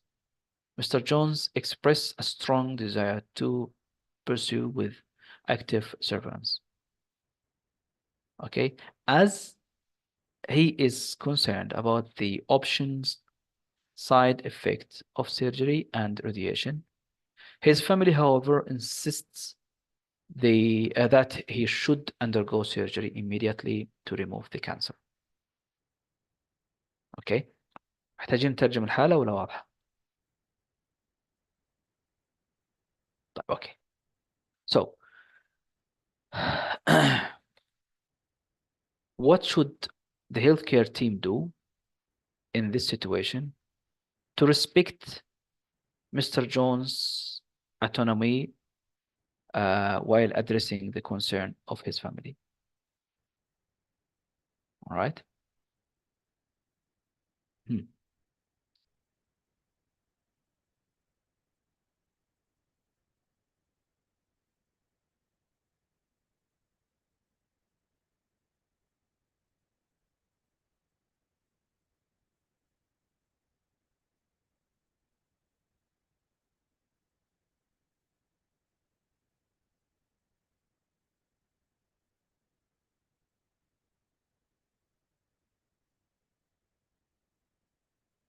Ah, so ترجمها. طب اوكي. في الحالة هذه شخص عمره 65 سنة شخص بسرطان البروستات، عافانا الله وإياكم جميعا من أنواع السرطانات. الطبيب أو طبيب المعالج اللي هو الأونكولوجيست، طبيب معالج السرطان، قال له إيش؟ في ثلاث خيارات: إما جراحيا نفتح ونسوي إزالة للسرطان هذا، أو بالأشعة، أو إن نسوي إيش؟ أكتف سيرفيلانس، يعني نراقبه نشوف إذا في أي تغير، تمام، ونشيله. طبعا immediately جونز قال لا أنا ما راح أصلح أشعة، ولا أبغى مشاكل الأشعة، ولا أبغى شو اسمه العملية. نبغى نتابعه كذا وخلينا كذا في السليم أحسن لنا. تمام.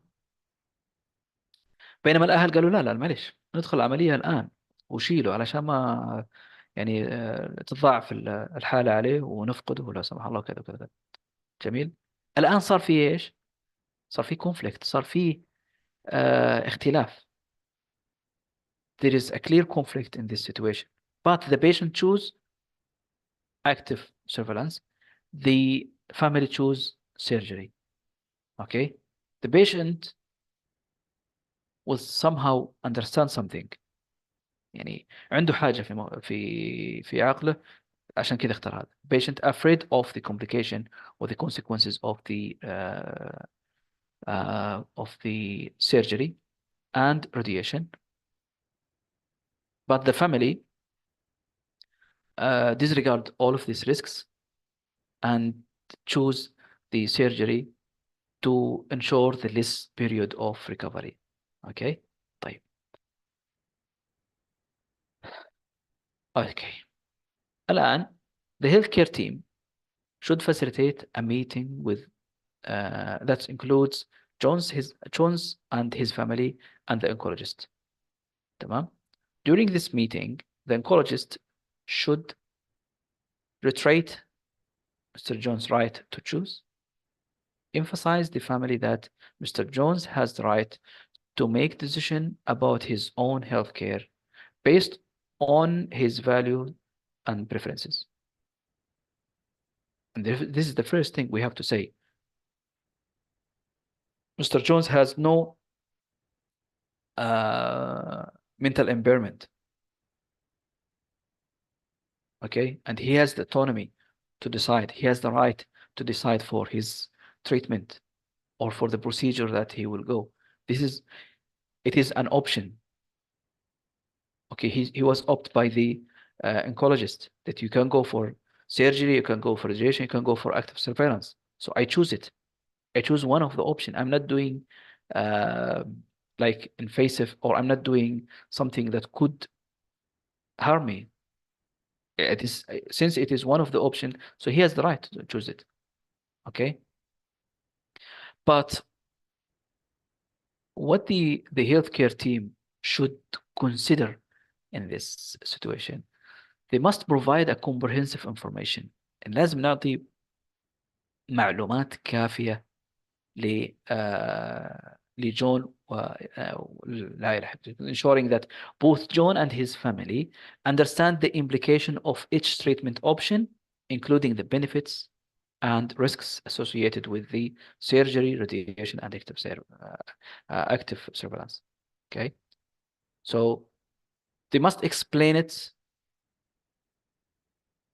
clearly with the full details, like comprehensive information, full details of surgery procedure, radiation procedure, and active surveillance procedure.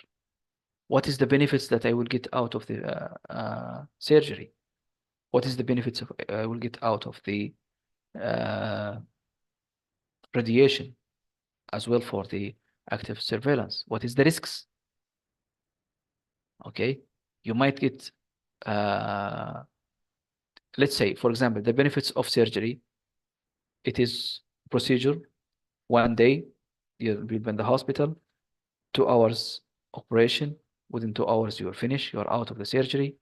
Okay, and you will not uh, go home carrying this cancer with you, but you might have, let's say, mm, bleeding or so on. This could, in fact, impact your reproductive system.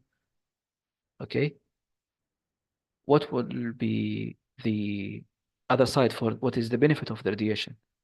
Radiation, we will not need to make surgery. Uh, you are not in need to be admitted in the hospital for 2-3 days. You will, there is no invasive procedure. This only, I mean, radiation uh, implemented directly to the area impacted. So this is just radiation to go inside and destroy the cancer cells. The risk, this could result in something else. It might result in, let's say, another cancer, or it may not be that much effective for the uh, for the treatment. Okay, Maybe also you'll not be able to come to one of the sessions. You need a lot of sessions till you will finish this course. Active surveillance.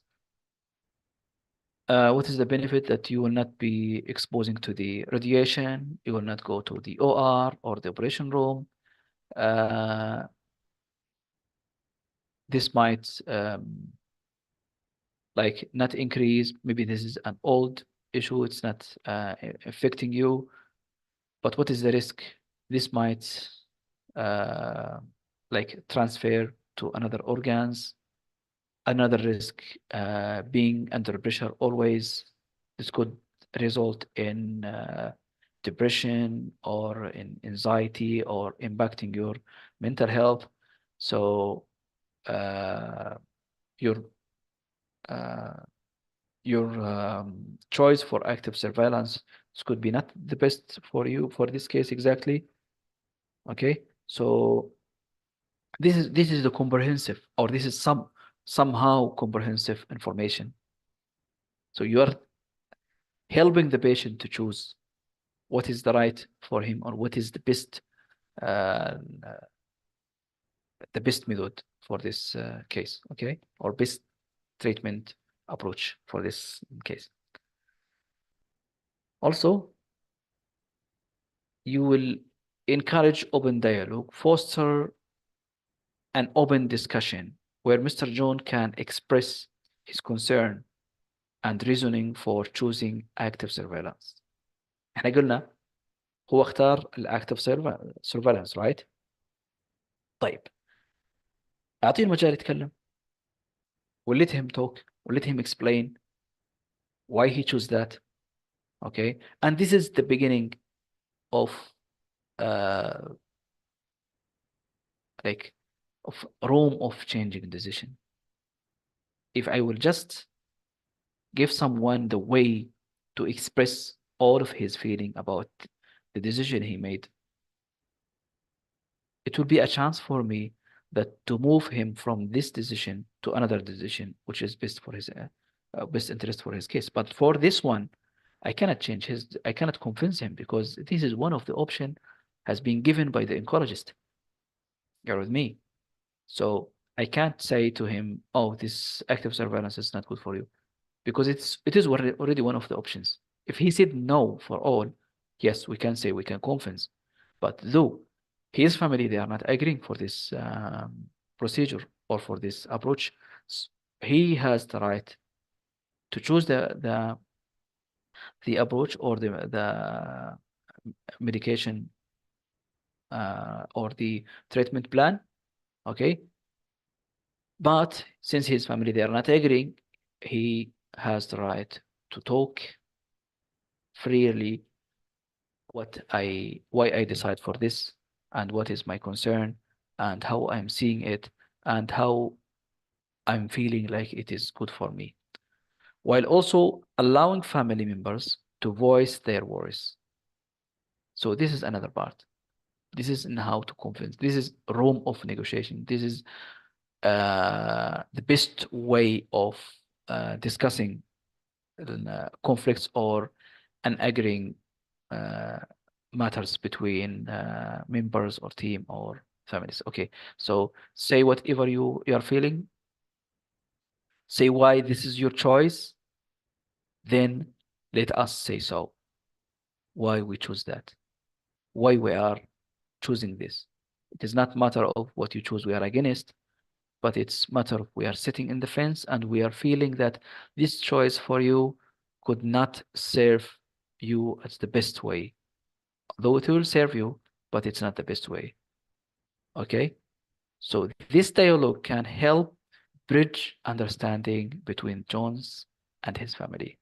And that's it really. It will help them. Why? Because in explicitly, everything is discussed in the table. I have this choice because I'm believing in this, or maybe I have experience, someone did like that, I'm implemented to myself. This is my choice. I don't want to go for surgery. I have trauma of surgery, or I have trauma of radiation. I'm not willing to spend more time in the bed. I don't want to think of like radiation and how it's impacting me. At the same time, the family members could voice their worries that, okay, we are worried that maybe the active surveillance will not help you to like stop the spread of this one of these cells in your body. It might impact your other organs. Uh, it might be not the way that how you understand it. Okay, so again, this type of uh, conversation, it will surely bridge the understanding between of them, and for sure, at the end of this conversation, since it has the manner of caring for each other, the parties of this conversation, at the end they will agree in one point.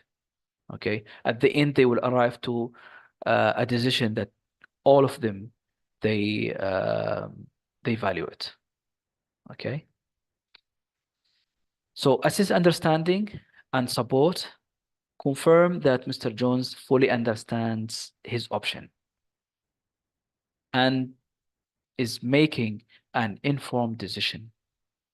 If necessary, offer additional resources for the or counseling to support him and his choice. Yeah, for example, there is a counseling agencies in around, or the social work, or someone expert, or even sometime a patients, because sometime sometime the in some organizations they will have like the talking session talking sessions. They will have some people who undergo these conditions, okay, and they will voluntarily participate in talking sessions. They will talk with the newly diagnosed people. Let's say, for example, someone with prostate cancer, okay, and he already recovered. Then he volunteered to comfort the other patients, or the newly diagnosed patients. So when they will come on such session like this, these people also they will tell, okay, I have been in your situation, I am done this procedure, I felt like my decision was appropriate, then I chose it to this way, now I am all right, this could suits you as it suits me, uh, trying to let the people talk through their experience. So this is really something could help patients to uh, choose the best. And in the other way also, uh, some people might appear confused at the beginning. Ah, okay, I don't want this one. I don't want, for example, the radiation, but I feel the surgery, I, there is risks, but the radiation might go for the, no, the exercise. So you'll feel like he's confused. This is good also to have someone who undergo these procedures before as patient and explain to him all of these issues. Of course, this will be supervised by the social work and supervised by the oncologist. So that will not, this, let's say, to control it from the false beliefs that could be given in between, because some people, their experience is not good. And maybe this is the best procedure to be done for this patient. And they will hinder this patient from choosing the right decision. So if it's under supervision of an expert team, we will ensure that the patient goes through a careful decision making through experience of someone who undergo this situation. So if necessary, offer additional resources. This is really something it has to be considered whenever you are having a patient and you felt like this patient could not make a decision, or the patient is not able to state uh, a clear decision or a clear goal for the treatment plan. Okay. Of course, document is the things that we have to end everything with. Okay. Uh, as you know, we came to this life, we are documented, and we are documented during our life, and we are documented after our uh, death. So it means you are moving with document. You are moving with the the sense of documenting everything around of you. So after this discussion been held, document the decision-making process, ensuring that Mr. Jones' preferences are clearly recorded in his medical record. Okay. So I have to document that this patient and his family was, uh, or there was a conflict upon choosing the treatment approach or treatment plan. A session was held, including medical team, and the medical team was content of social work, uh, let's say psychological support or psychological counselor, or the oncologist, intern doctor. You could also include the surgeon, and you could include the radiologist or someone who will uh, who will help in diagnosing this case. Okay, either for Jones or for someone else. So all of these team attended this session, and discussion has been done with open communication environment uh, to help this patient make his choice, okay, or state his final choice. So everything documented to have it clear for the upcoming colleagues, physicians, nurses, or whoever in healthcare will interact with this patient. Okay. So what is the rationale in this case scenario? After this rationale or this slide, we'll go again for 30 minutes, salah time or prayer time, then we'll be back. Okay. Okay, so the rationale: respecting patient autonomy is essential in healthcare as it is empowering the individuals to make informed choices about their treatment. By facilitating open communication and ensuring Mr. Jones' preferences are honored, the healthcare team supports his right to self-determination. Additionally, addressing the family concern helps to foster understanding and reduces potential conflict, ultimately creating a supportive environment for Mr. Jones' decision process. اوكي، اذا اللي فهمناه في هذه الحاله او اللي طلعنا منه من هذه الكيس سيناريو انه آه هناك اهميه قصوى لاستقلاليه الراي او القرار في في الخطه العلاجيه للمريض. تمام.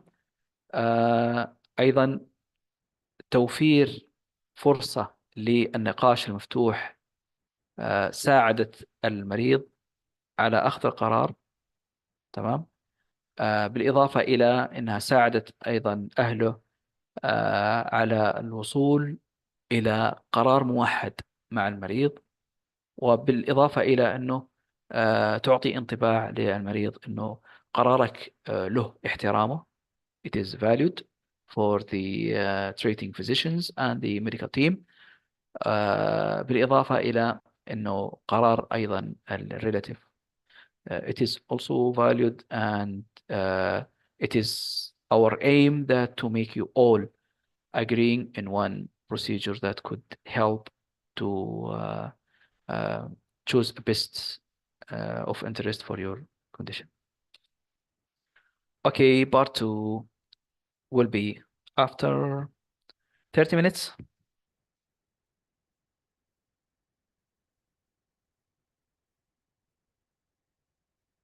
باقي 4 أجزاء، سوري، another 3 parts. لو راح ناخذ ساعة في كل واحد ما راح نخلص. بحاول استعجل. بعد بريك الصلاة يكون آخر بريك، وبعدها نرجع إن شاء الله. بعدها نقفل كله. إذا بارت 2 نفس الكلام. راح نتكلم عن البينفيسز، وبعدين نتكلم عن الكيس سيناريو فيها. جميل. آه يس.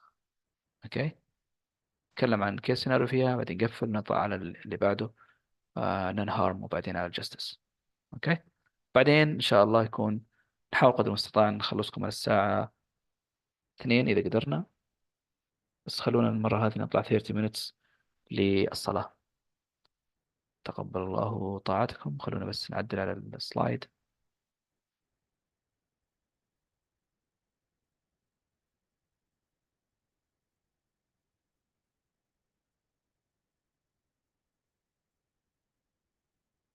Okay, break for 30 minutes. We'll be back 12:40. تمام. خلوا 12:40 عشان بدنا نلحق. Right. إذا تقبل الله طاعتكم، ولقانا إن شاء الله الساعة 12:40. 12:40 will be see you back. Okay, stay tuned.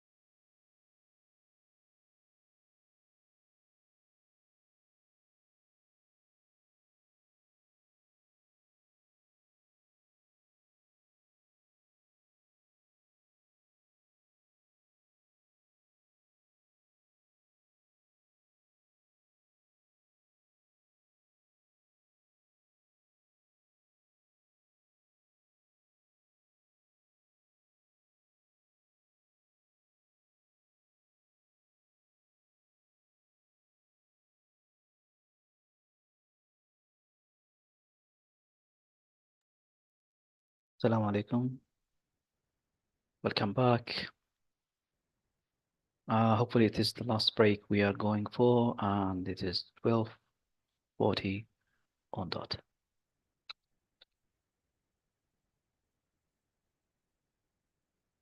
Okay, so part two, the beneficent. So beneficence is the ethical obligation to act in the best interest of the patient. It involves promoting good and taking action that benefits the patient, including providing effective treatment, preventing harm, and enhancing the patient well-being. Healthcare professionals must weigh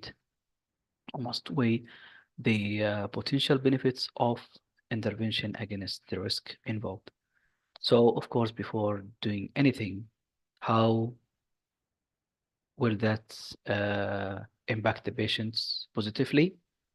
I have to uh, assess it before to either conduct it or either to suggest it. So I have to value it. Is it going to be effective for the treatment plan? Is it this is the way we could prevent the harm, or is it going to enhance the patient's well-being? Uh, so as medical colleagues, you must have these, or medical profession, you must have these assets in your personality towards your patients and towards the patient's families. So promotion of patient welfare, the principles of beneficence emphasize the responsibility of healthcare professionals to prioritize patients' welfare in the all decision-making process. This means not only providing effective treatment, but also considering the emotional, social, and psychological aspects of patients' care. So in all dimensions, you're thinking of everything related to the patient, how to make the patient experience at the best, how to make uh, the best choice among the options that have been addressed to control or to uh, or either to control or to implement your treatment plan. Okay, guiding the clinical decision making. Beneficence serves as a guiding principles in the clinical practice, informing choices about intervention and treatment. Healthcare providers must evaluate the potential benefits of treatment against the risks, striving to achieve the best possible outcomes for their patients.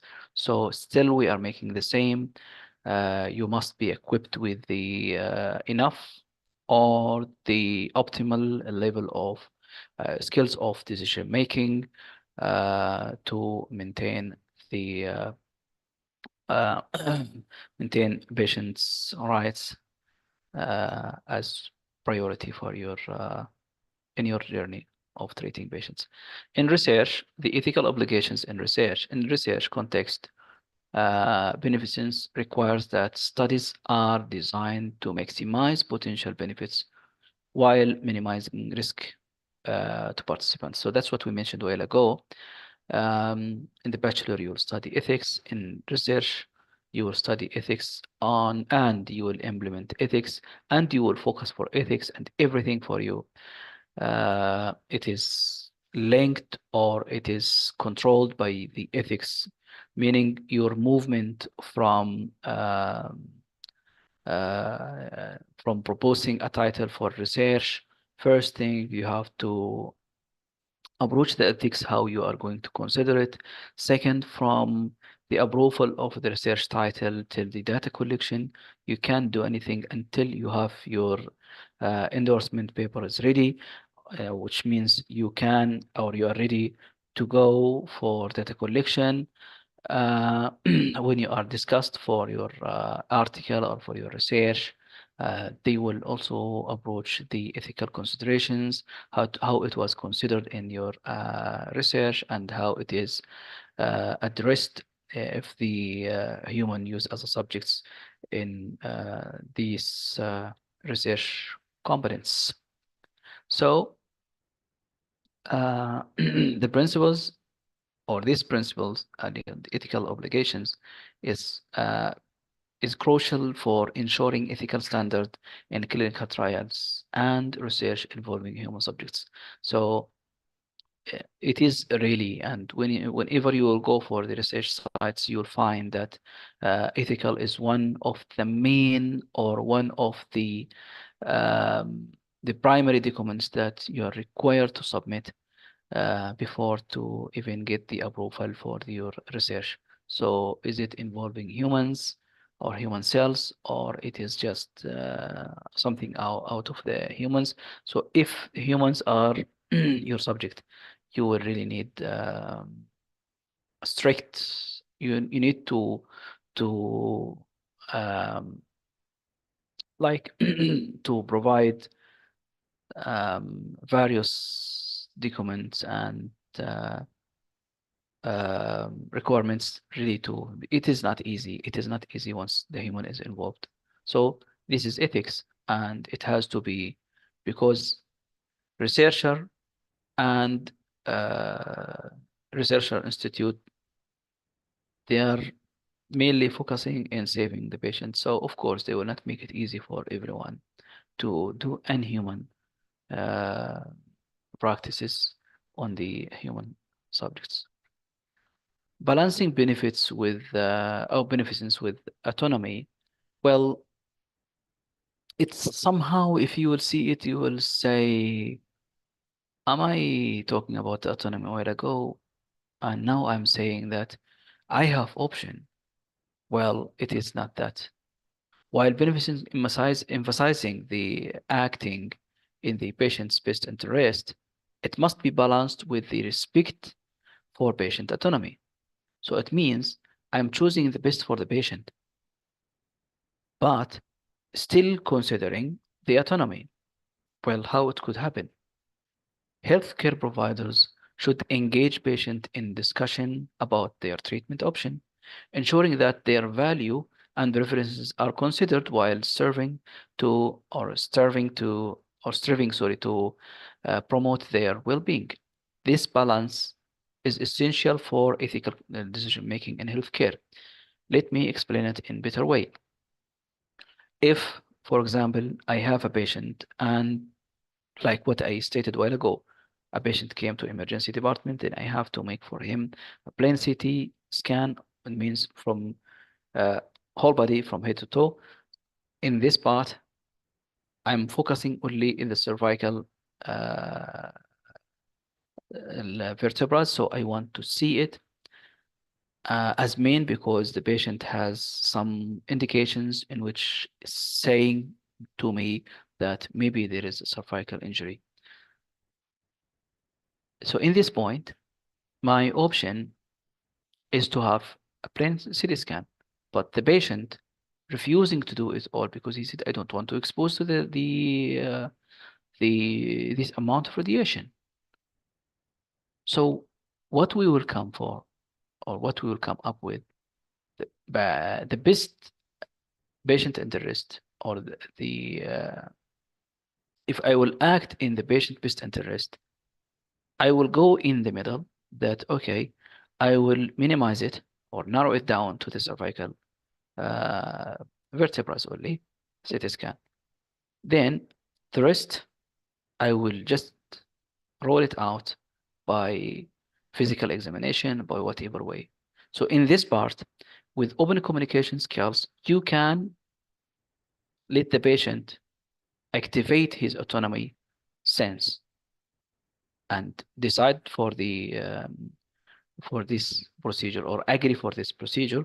In the same time, also, you go down to the things that could remain in between of you and your patients, or remain like outreach between you and your patient. So I agree for this point, and okay, the patient will agree for it. I did less, he exposed to less radiation, and I focus on the thing that I really need too. So this is how it will be balanced between these two. Okay. All right. Scenario. I told you I will try to make it a bit faster because I don't want to delay you more. So this case, a 50 years old woman, Miss Thompson, is diagnosed with severe obesity, which poses significant health risks, including diabetes, hypertension, and heart disease. Her healthcare team recommends bariatric surgery as a potential solution to improve health and quality of life. However, surgery carries risks such as complication from anesthesia, infection, long-term nutritional deficiency. The Mr. Thompson,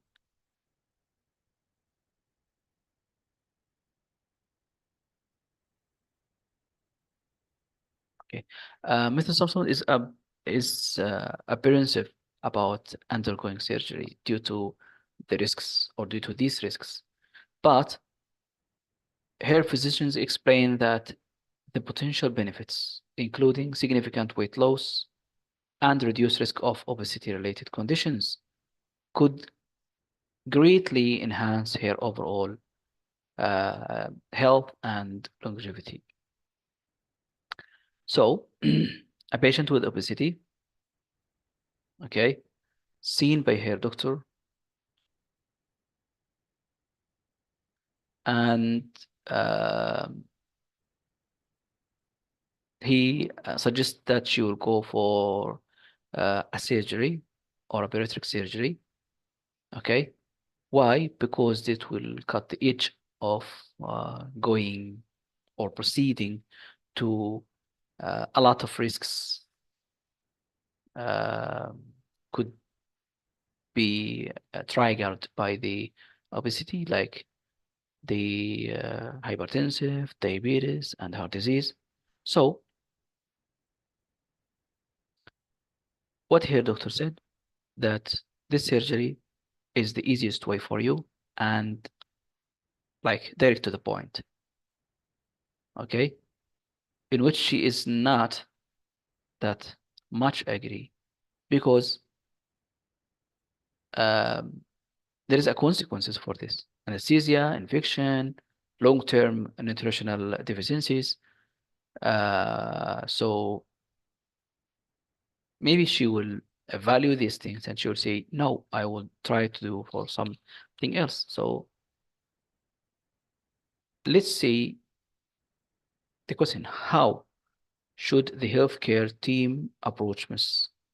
Thompson decision regarding the surgery, considering the principles of beneficence and non-harm? Okay, so let's say how we can approach that. All right. First, the health team, our healthcare team should take the following steps: comprehensive risk benefits analysis, present a thorough analysis of the expected benefits of bariatric surgery, such as substantial weight loss, like it's fast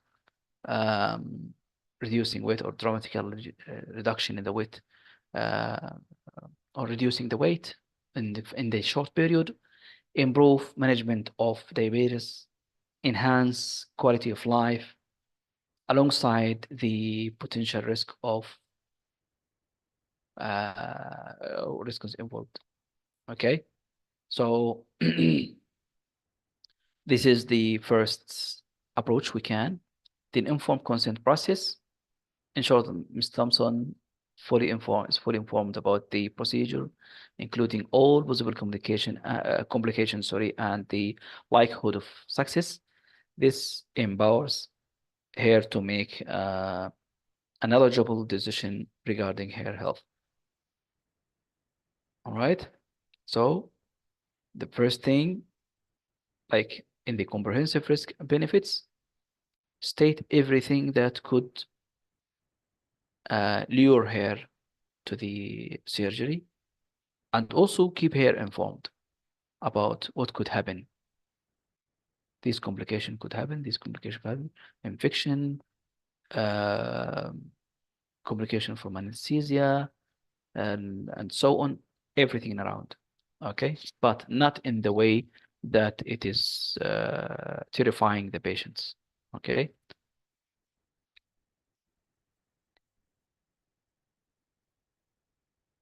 Also, there is another approach. Also explore the alternatives.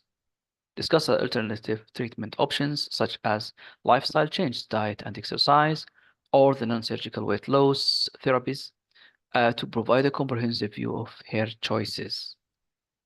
This respects her autonomy while ensuring she understands all options. So you can go through, uh, you can reduce your weight through diet or exercise by changing your lifestyle. There is a non-surgical weight loss therapist. There is, and there is, and there is, and the surgery also one of the options. So by this, you are encouraging her to make a decision, because at the end, your focus or your aim to save her from the complication of the obesity. It is not to win a debate and let her go for surgery.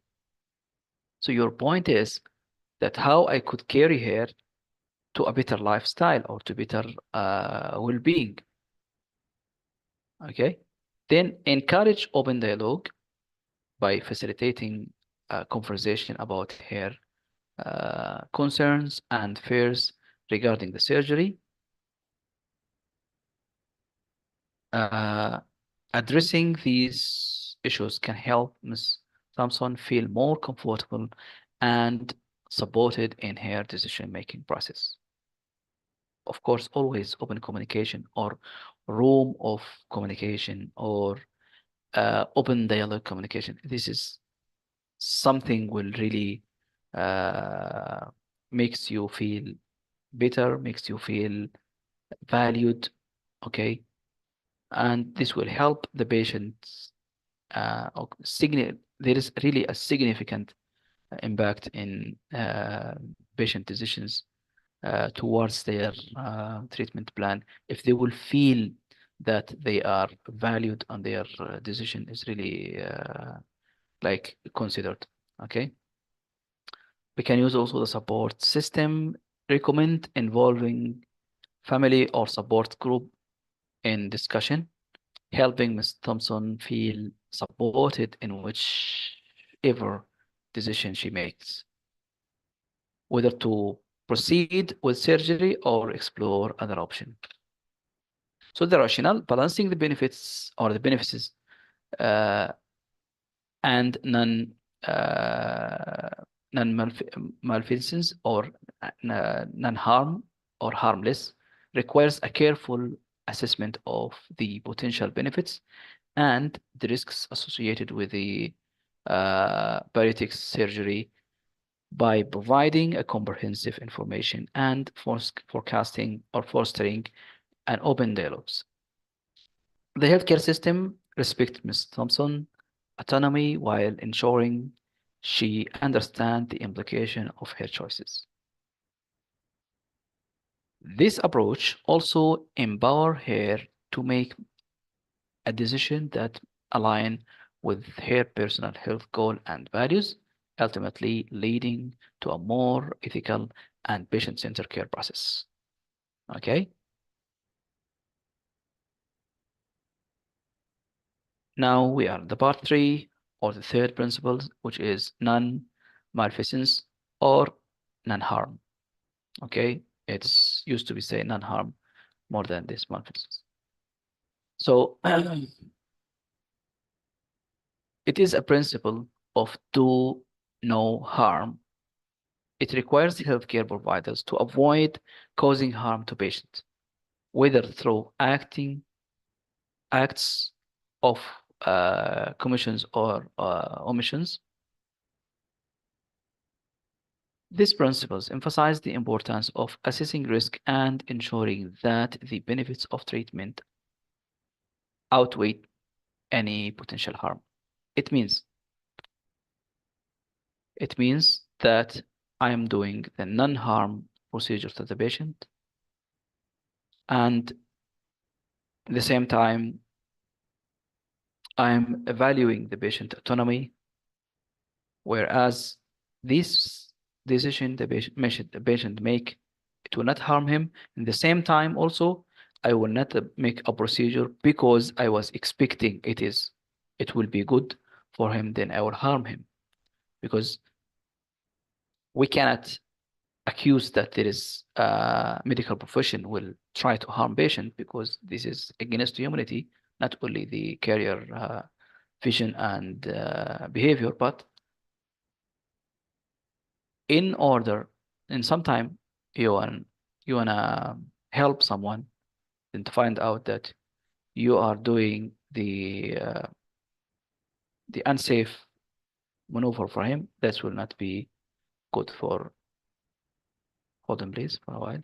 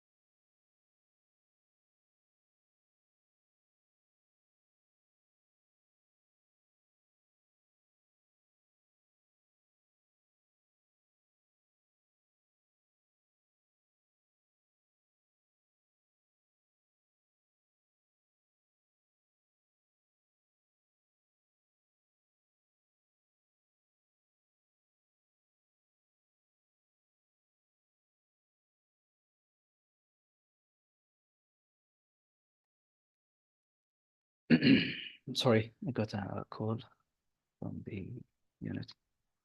All right, so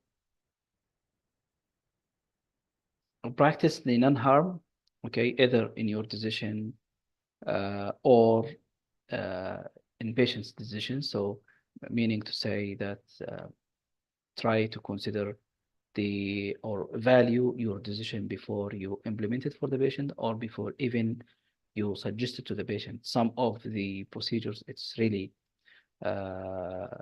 obviously clearly appearing that it's harming, so that will let the patient might consider this practitioner or this healthcare provider is careless due to his experience, because he said that you offer me a procedure which is really harming. So this might impact the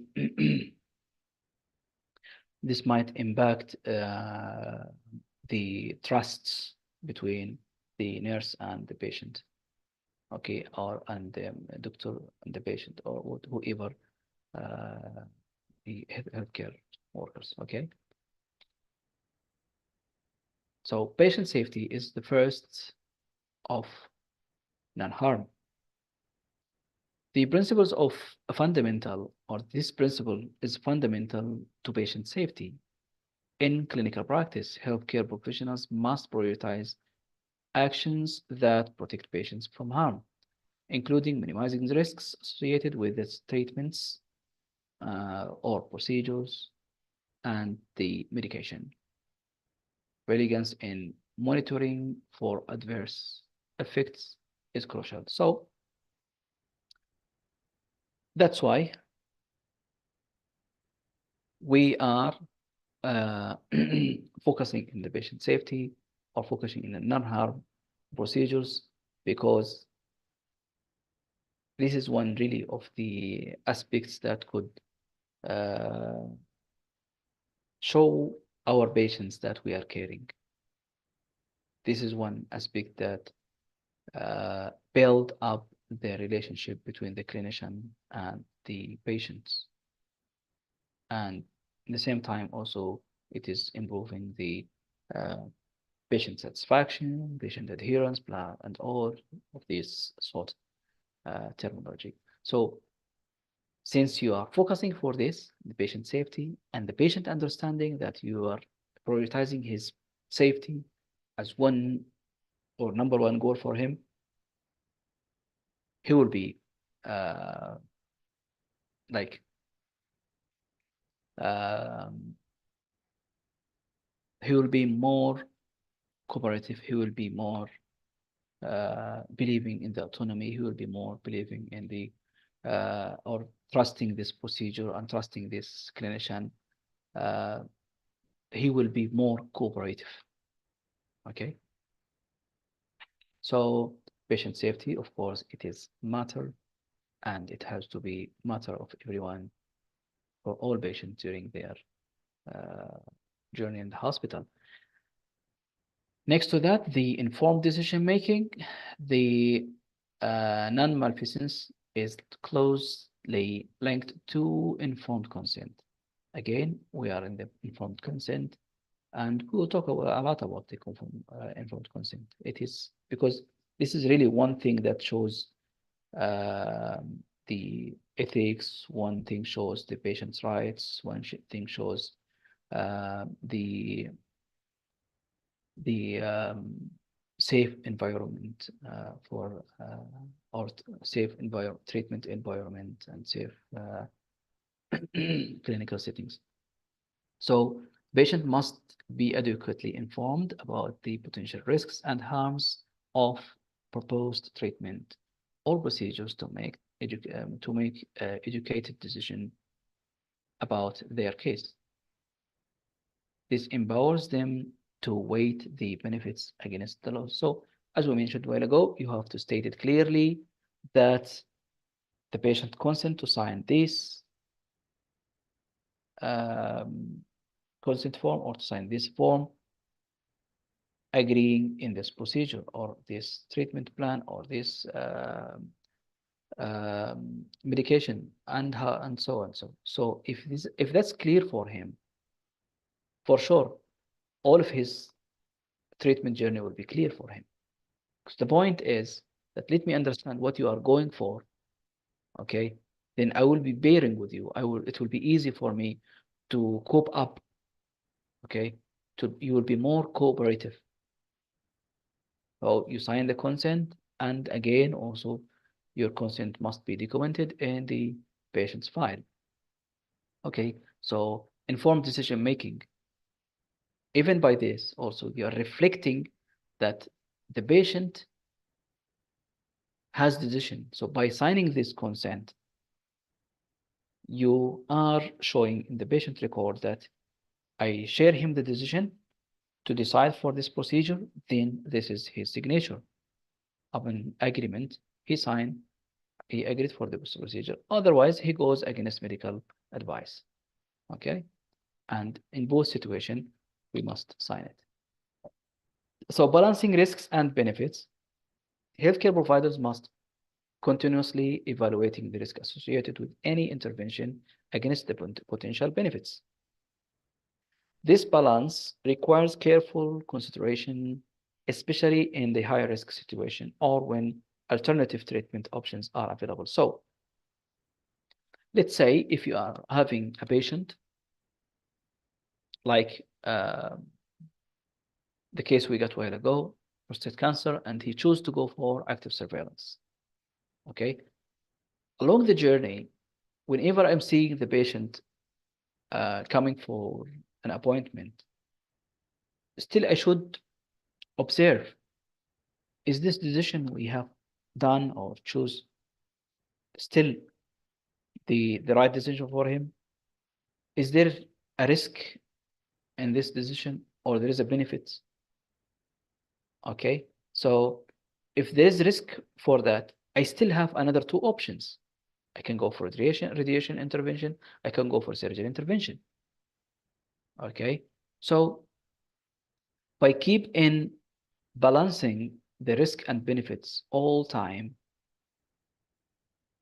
while I have also another two options standby, this will maintain the um, the treatment journey safe for the patients. Because, okay, I agree with you before because this is your option, and now I'm seeing like we are going out of control, then we don't have to lose more time. So please, we should move to the one of the two options, or we need to go for this option. Then discuss it with him or with his family until you will arrive to a decision. Okay, but it doesn't mean because he choose this approach, I have to go with him along this uh, approach or along this decision. Whereas it is really impacting him and he is not benefited from this choice. Okay, so whenever you're having the decision, go all the way with that balancing till you will feel that this decision is not required any changes, then go ahead. And every time, do not assume that no, that's his choice. After all, he will not agree. No, just do your part and try to value it every time that you are encountering the patient until you will go out with the safe procedure or the treatment journey or treatment plan will achieve its goal. All right. Ethical dilemmas and challenges. Non-malfeasance can lead to ethical dilemmas when the best course of action is unclear, or when the potential benefits and harms are closely intertwined or intertwined. Providers must navigate these challenges by engaging in ethical reasoning, consulting with colleagues, and considering patients' value and preferences to make the best decision for patients' care. So, when I go for a bit cloudy situation that I'm not sure if this is the right decision, no, I'm not sure. So the patient might choose this one, especially when once it goes to let's say the benefits and harm, they are a bit closer to each other. Okay, so this will give me a cloudy vision for the situation. Am I going right, or I have to go against the harm, or no, this harm is not considered, it might not impact him? Then you will start feeling confused, and that will confuse the patient as well. And at the end, the result may not will not be good. So what should you do in this part? Always remember you are not alone. Okay, so try to navigate these challenges by engaging ethical reasoning. So what is the reasons behind this decision? What is the reason behind this decision? Consulting with colleagues, have a set with one of the people that you are trusting, your colleagues, who's equipped with the clinical and academical backgrounds, or who is appearing to be knowledgeable in this part, or in this case uh, particularly. So consult him, have a sit, discuss all of these situations. First of all, you have to get yourself out of your interest and just discuss the patient, discuss the case as in consulting settings. Because sometimes if we preferred a decision, we might feel like a bit biased. We are moving towards our selections. So this is not a good time to discuss an issue or seek a consultation. You must sit in a consultation for a decision once you are feeling yourself that I am not like choosing or not biasing to my decision. I should hinder myself from saying anything about the things I like, unless if I am really feeling that this is the best of the options, but still I have to maintain all options, especially when it's a bit cloudy, that it's not clear for me when how the benefits will overweight or outweigh the harms. Okay, so considering the patient values and preferences to make the best decision for the patient care. This is by putting yourself and your own options or your own interest away and focusing for the case as like ethically thinking for the best decision. Okay, not for the things that I believe it could be better, but might be from someone sitting in the fence to not be the how I'm looking for it. All right. Then a case scenario. We are going a bit faster. Hopefully you can finish before 2.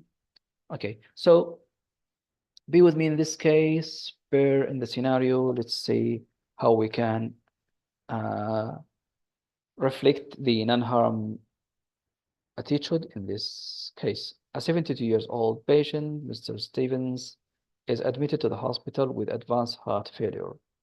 His cardiologist recommends a heart transplant, which could significantly improve his quality of life and extend his lifespan. However, Mr. Stephen also has a history of chronic kidney disease, which could complicate the surgery and post-operative recovery, increasing the risk of serious complication and potential leading to death and potentially leading to death. The transplant team is divided.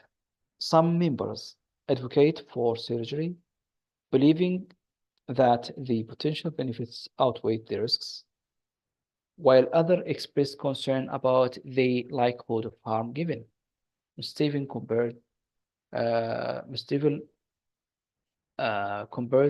conditions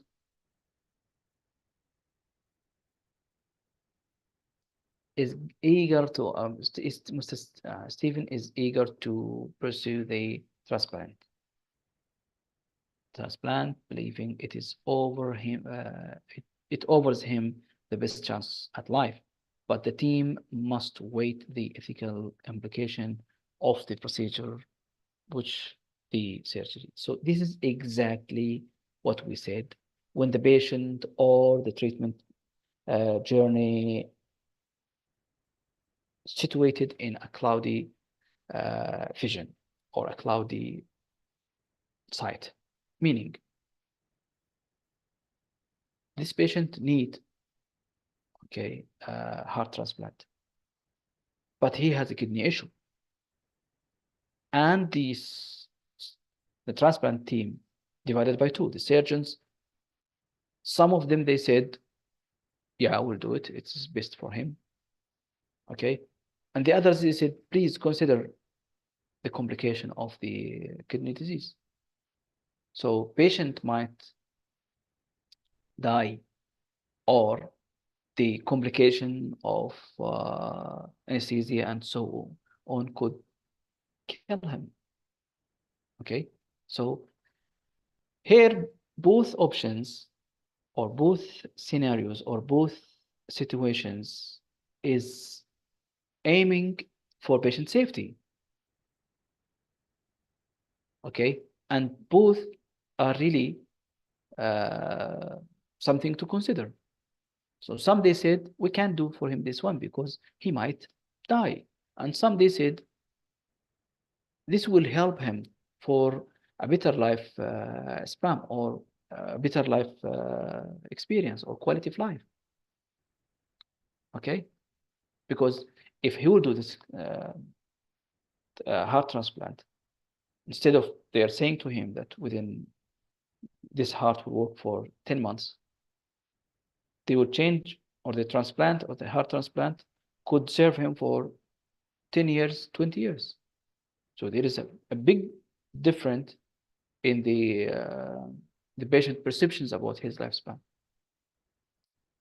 Okay, so let's move on and we will see what is the suggestions and what is the question first. How should the the healthcare team approach the decision regarding Mr. Stevens or regarding Mr. Stevens' heart transplant, considering the ethical principles of non-harm and beneficence? Okay, so let's go. First, what should we do? Again, we'll come back with a comprehensive risk assessment. Conduct a thorough evaluation of Mr. Stevens' medical history. So this is one thing.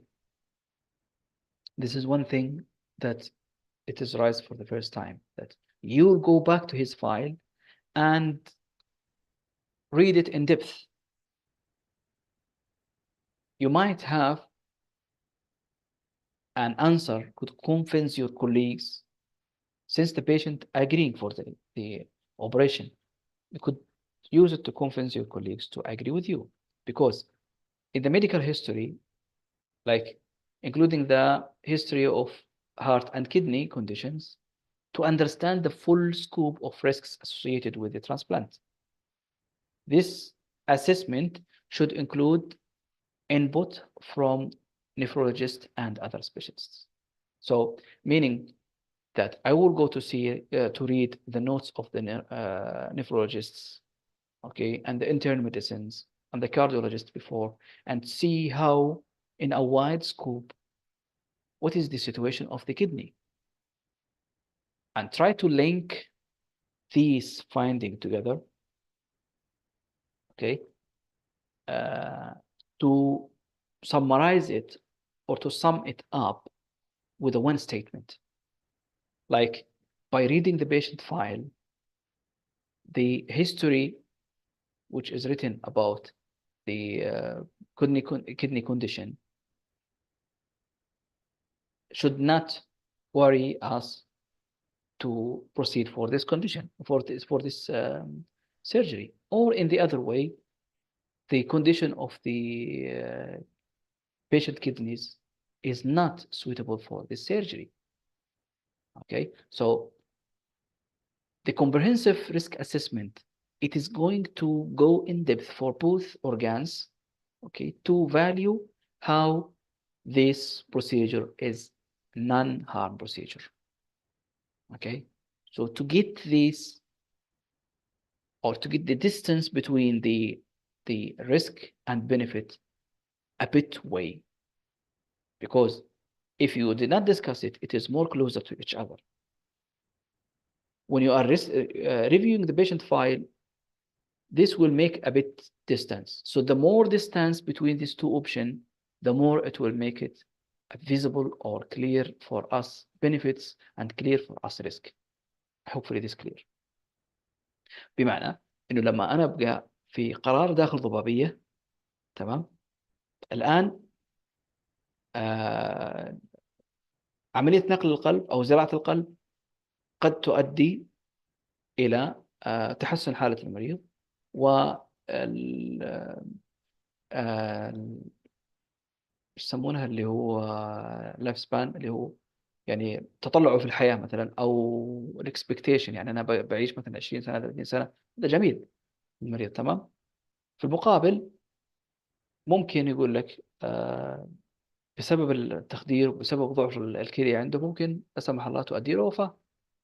فبما أن النقطتين هذه قريبة لبعضها مرة، يعني داخل في مرحلة الضبابية، قد ما أقرأ في ملف المريض أنا قاعد أسوي ديستانس، قاعد أبعد بعد خيوط الشك في الحالة.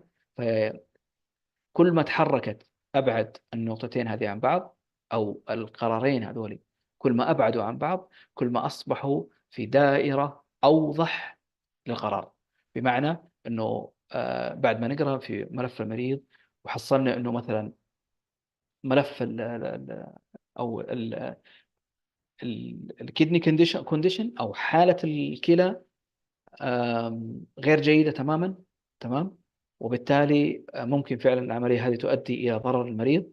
معناتها احنا نقلنا الهارت ترانسبلانت من البنفيت إلى الريسك، فأصبحوا كل النقطتين في الريسك تتقفل مناطق القضية.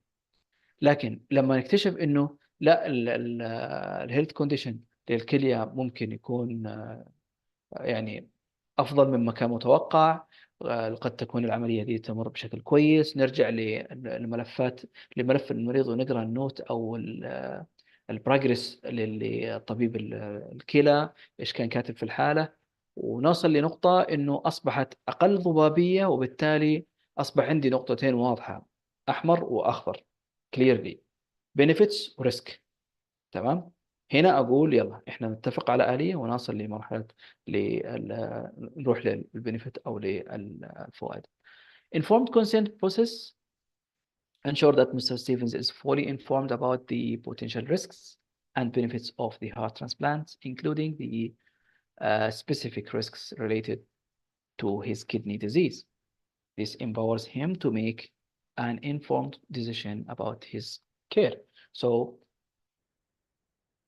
if you come up with the point that the patient still insisting for this, okay, and you find out that this procedure really needed for the patient, okay, a consent form.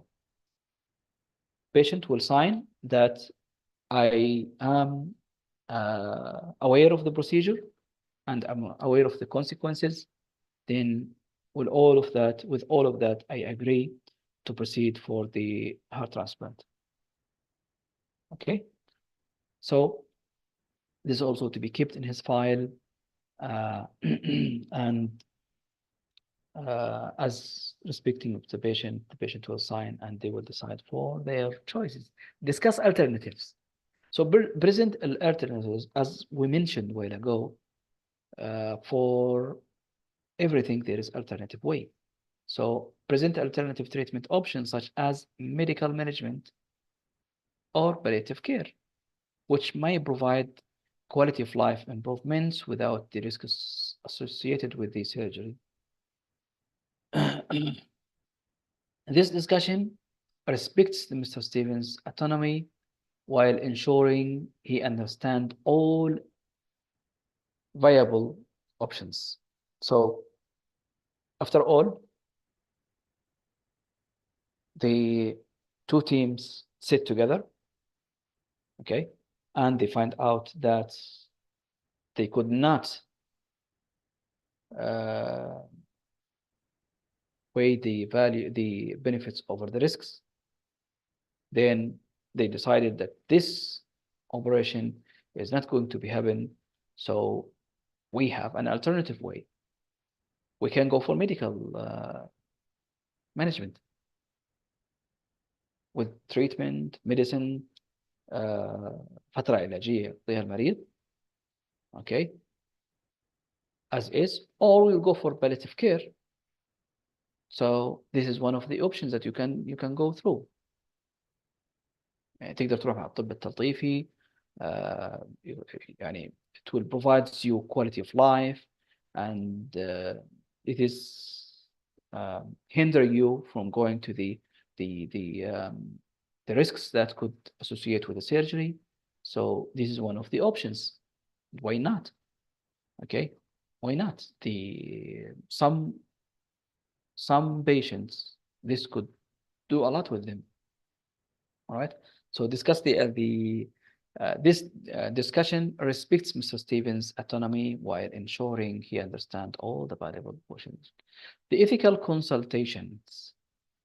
If the team remains divided, consider involving an ethics consultation team to facilitate discussion and provide guidance. on the ethical implications of proceeding with the transplant. This can help clarify the decision-making process. Okay, so the ethical consultation also, if the team still remain like they did not uh, come to a point that they agree to each other about this patient situation, they should they should consult someone else or ethical consultation. They should go through one of the like uh, one of the approaches, which is saving the patient's rights, and at the same time, it's saving patients from harm. So just this could help them in decision. So at the end of this, they must come up with a point because ethical consultation, it is involved in this matter. Support and follow-up. Regardless the decision made, ensure that Mr. Stevens has access to support system, including counseling or support groups, to discuss his feeling and concerns about his health and treatment option. So this is what we mentioned a while ago. Support team, bring someone expert to sit with them or to sit with him to follow up with him after being either he undergo this procedure or not. So the support team will help him to overcome all of the like the worries or the things that he experienced during the procedure or before of that during the time that he deciding for the treatment journey. So the support team always could help the clinician to make option easy to make the experience of the patient better. Okay, so in the rationale, the balancing of non-maleficence and benefits uh, in this case requires careful considerations of the potential harm of the transplant uh, against its benefits. By conducting a comprehensive risk assessment, ensuring informed consent, and discussing alternative options, the healthcare team can respect Mr. Stevens' autonomy while prioritizing his safety. Involving an ethics consultation can provide additional clarity and support ethical decision making. So ultimately leading to more patient-centered approach to care. So that's it. After all of these steps, there is no way that you will not arrive to a point that could help you and your team to decide with the patient.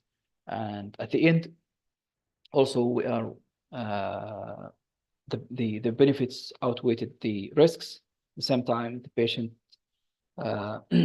autonomy is present and considered. And third things like there is no harm in this situation. And by that, the three principles of ethics are already achieved.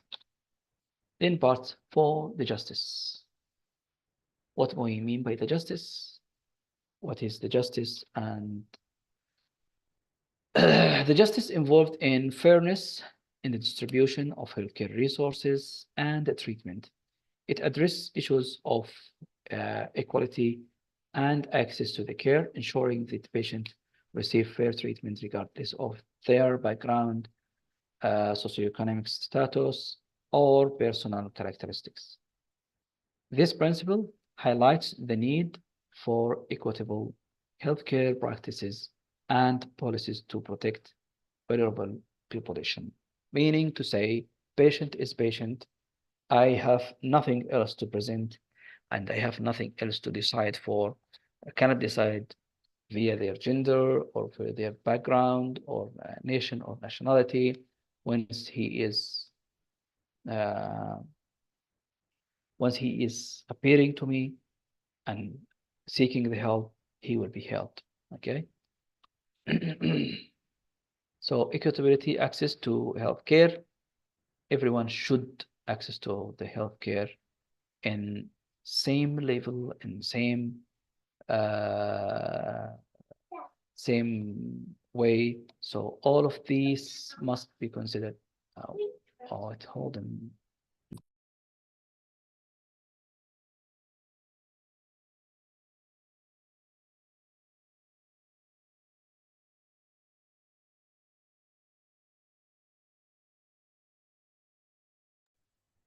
Sorry. So this principles highlights the importance of ensuring that all patients have equal access to medical services and interventions. Justice call for the elimination of disparities in healthcare delivery, advocating for vulnerable population who may face barriers to receive care. So uh, your main focus is a human need for help. Okay, that's it. Human need for help, regardless whoever they are. Okay.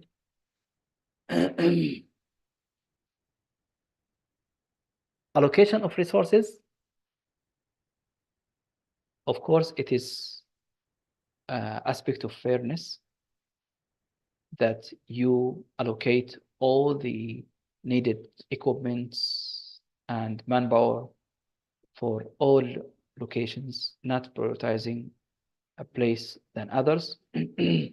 So to serve everyone in equal manners. So justice involved ethical considerations regarding how healthcare resources are allocated, especially in situations of scarcity, such as during a public health crisis. It requires decision making to prioritize fairness and transparency and resources distribution, ensuring all patients are treated justly. Okay, so addressing social determination of health. Uh, what are the social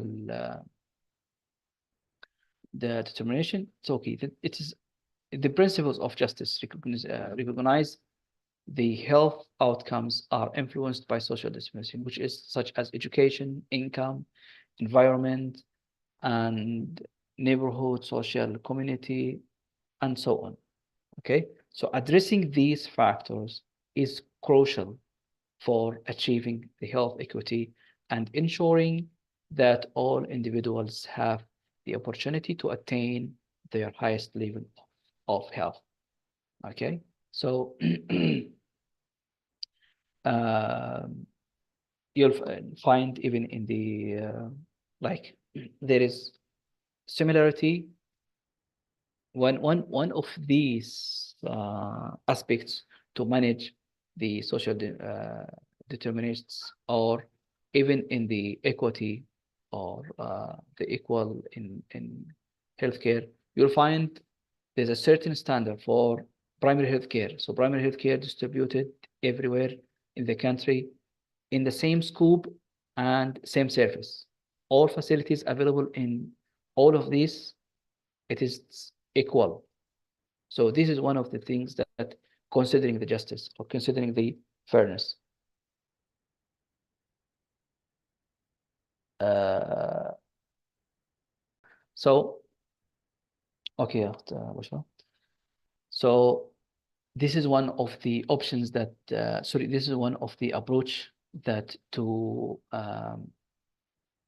achieve these justice aspects, okay, making a nationwide standard for the healthcare, how to access and what is the services that provided in this particular healthcare settings, okay, and also in how the patient will be moved from a center to a higher centers in the policy and the procedure for the organizations that these considered if the patient treatment is not available, how it will be available for the patient, how the patient could arrive to the treatment or to the next level of healthcare with the short time, with less effort.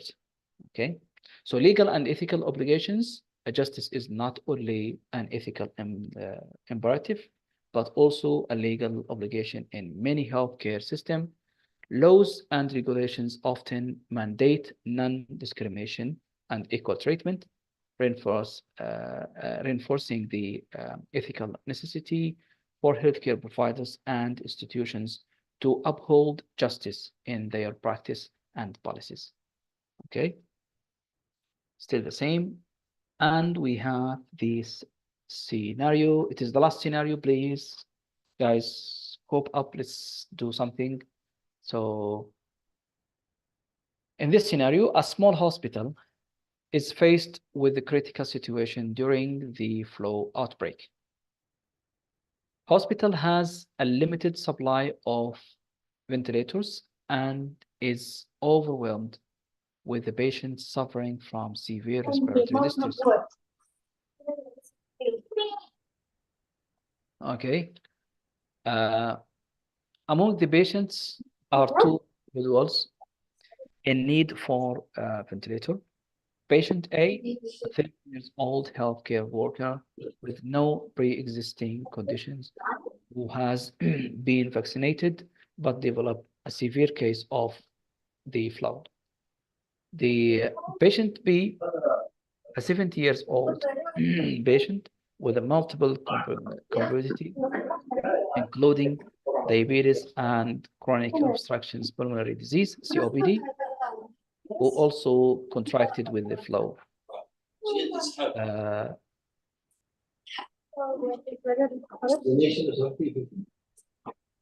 Sorry.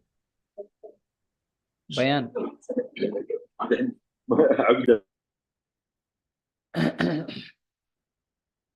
Okay, so the hospital ethics committee must decide who to allocate the limited ventilators fairly, considering factors such as the potential for recovery, age, and overall health status.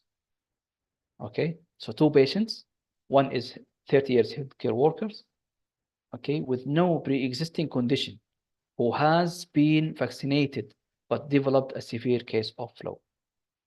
The other one, 70 years old patient with multiple comorbidities, including the diabetes and chronic obstructive pulmonary disease, COPD, who has contracted with, again, a flu.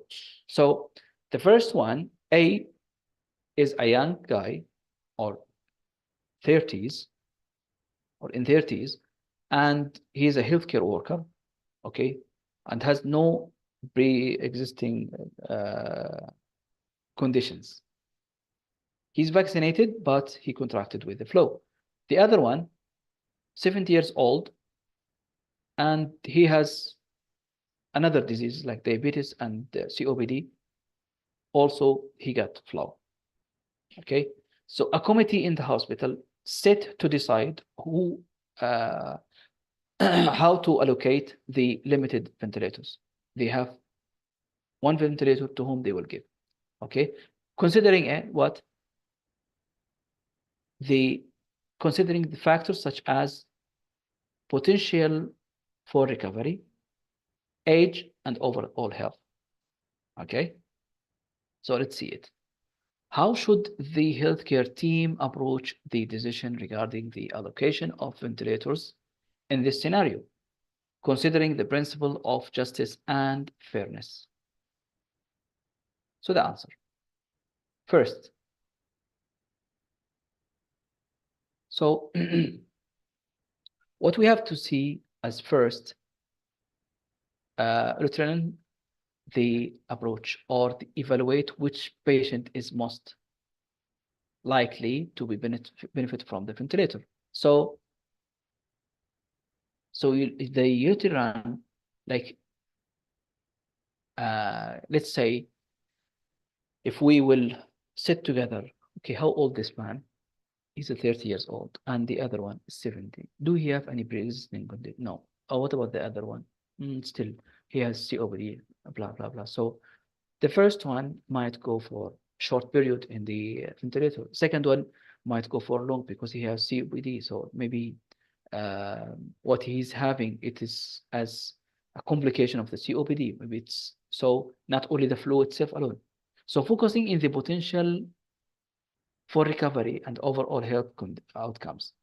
In this case, patient A might have the higher chance of recovery due to their age and absence of comorbidities or the chronic diseases. Okay. So criteria for the allocation.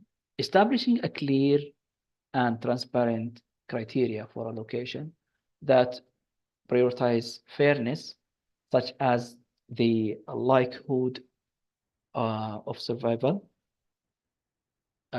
quality of life, post-treatment, and potential for future comorbidities to society, sorry, contribution to the society. Yeah, the first one, case A, he is a healthcare worker, so he might, after survive, he will help a lot.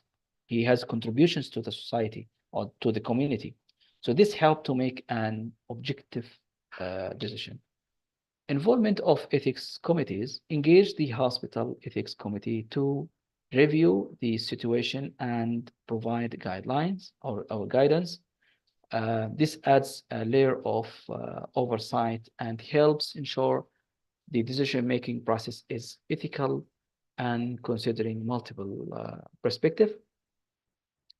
Uh, Communication with the families. Clearly communicate the rationale for the decision to both patient families, explaining the criteria used for allocation and reasons behind the choice.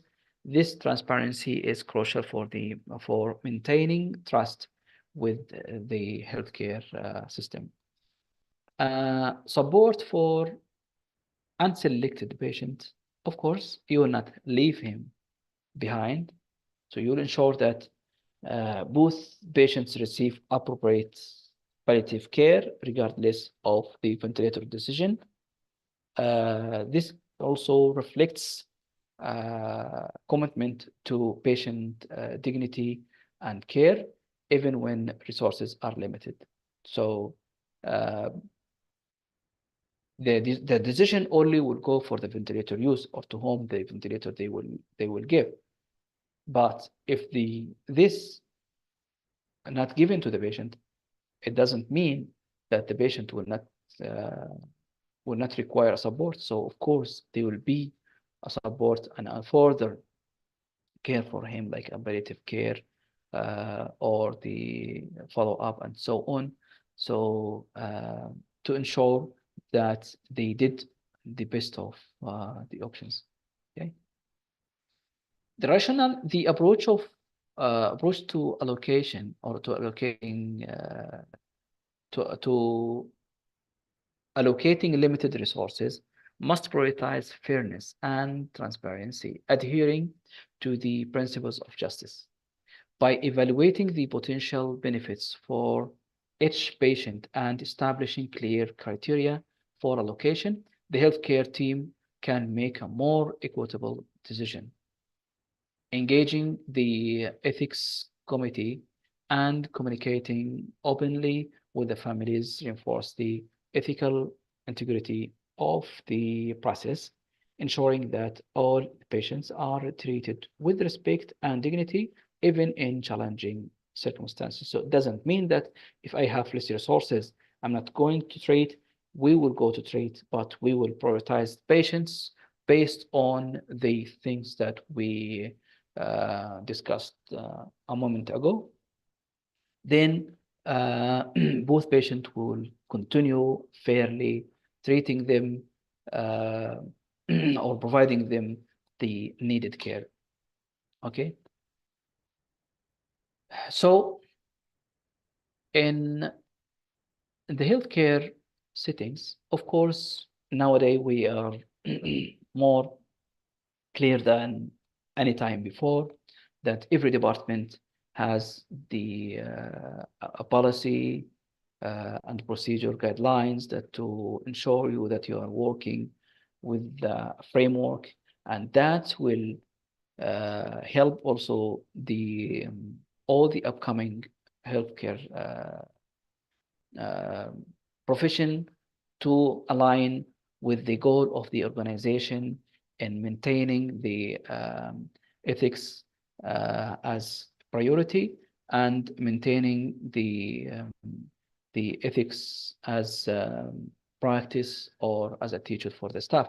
So among these, the framework for ethical decision making uh, in the policy of the organization. So healthcare organization develop ethical frameworks to guide decision making process. So if you will open the policy and procedure for all departments in the hospital, you will find uh, policy for consent informed, policy for the consultation, policy for all procedures, there's policy. So everything is focusing in providing a care and effective treatment journey for the patients. And this safe and effective treatment journey, it will go through the privilege of the doctors and the privilege of the nurses and the scope of the organization in which no harm or no procedure will be done over the capacity of the organization to maintain a safe treatment journey for our patients. So these frameworks help ensuring that the policies align with the core ethical principles such as patient autonomy, benefits and non-harm and justice, providing a structured approach to addressing the ethical dilemmas. Regulatory compliance and standards. Policies in the healthcare organization must comply with the legal and regulatory standards, including federal and state laws, accreditation requirements, and professional guidelines. Adhering to these regulations helps to ensure the patient care meets ethical and quality standards. For us here, we are having the SAVAI and uh, and somehow also there is a European standard also. It is considered in some organization, but Sabahi, it is required by Ministry of Health to maintain the quality and safety of the patient as highest level. Ethics and law. Okay, we talk a lot about ethics today, but isn't it coming some time that are you talking about ethics or you're talking about law?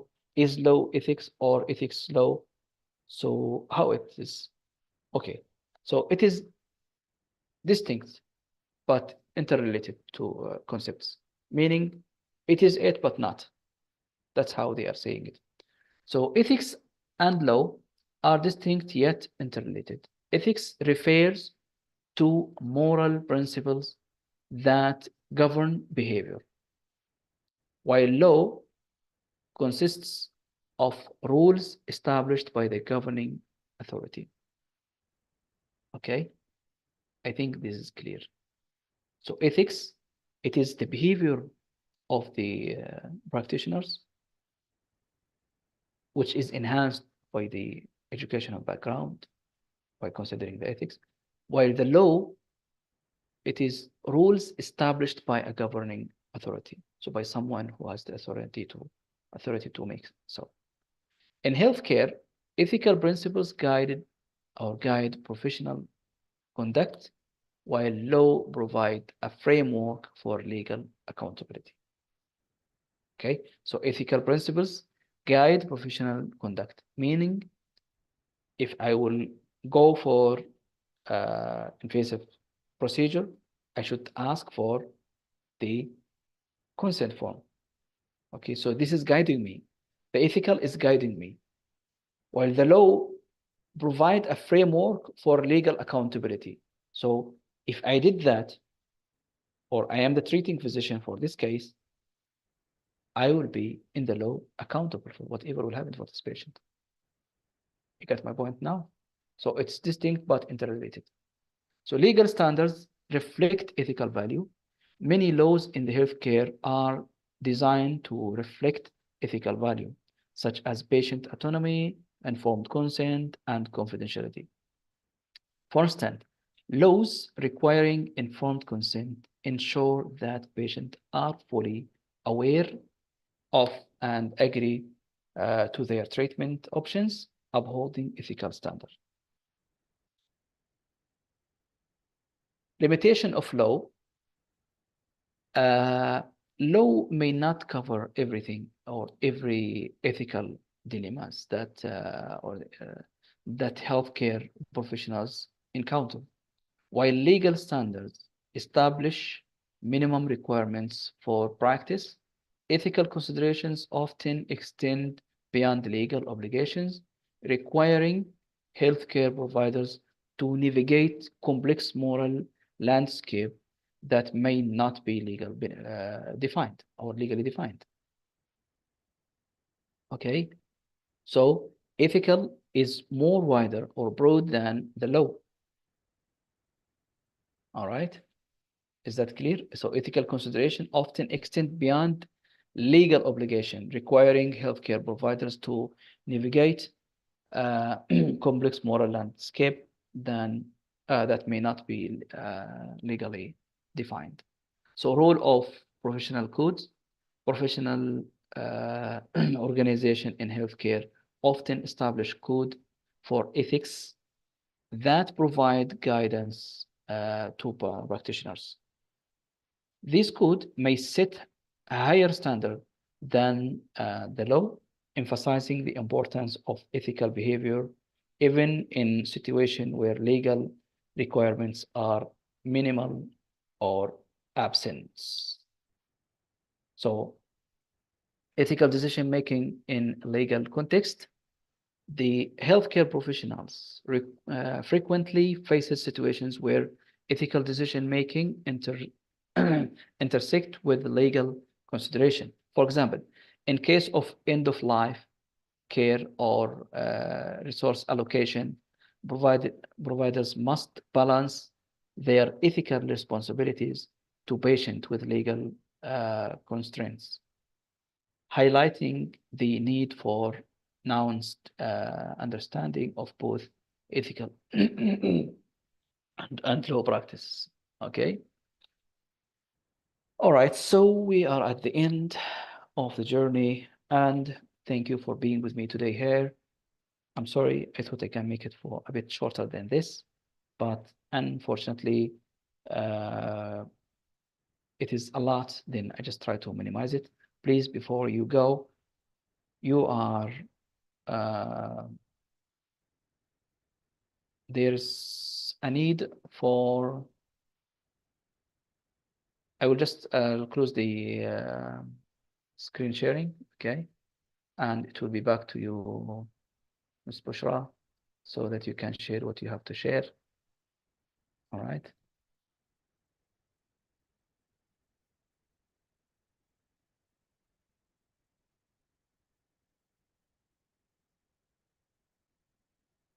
بشرى عندك شيء بتضيفيه قبل ما أختم اللقاء؟ في رابط لتقييم الدورة حسب كلام الأخت بشرى.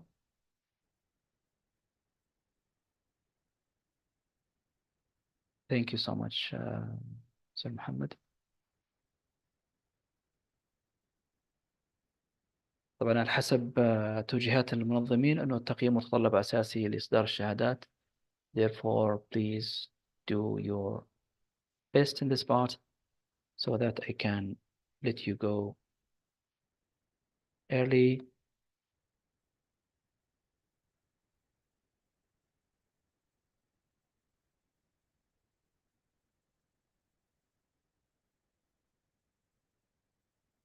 But for the meantime, is there any question that I could answer?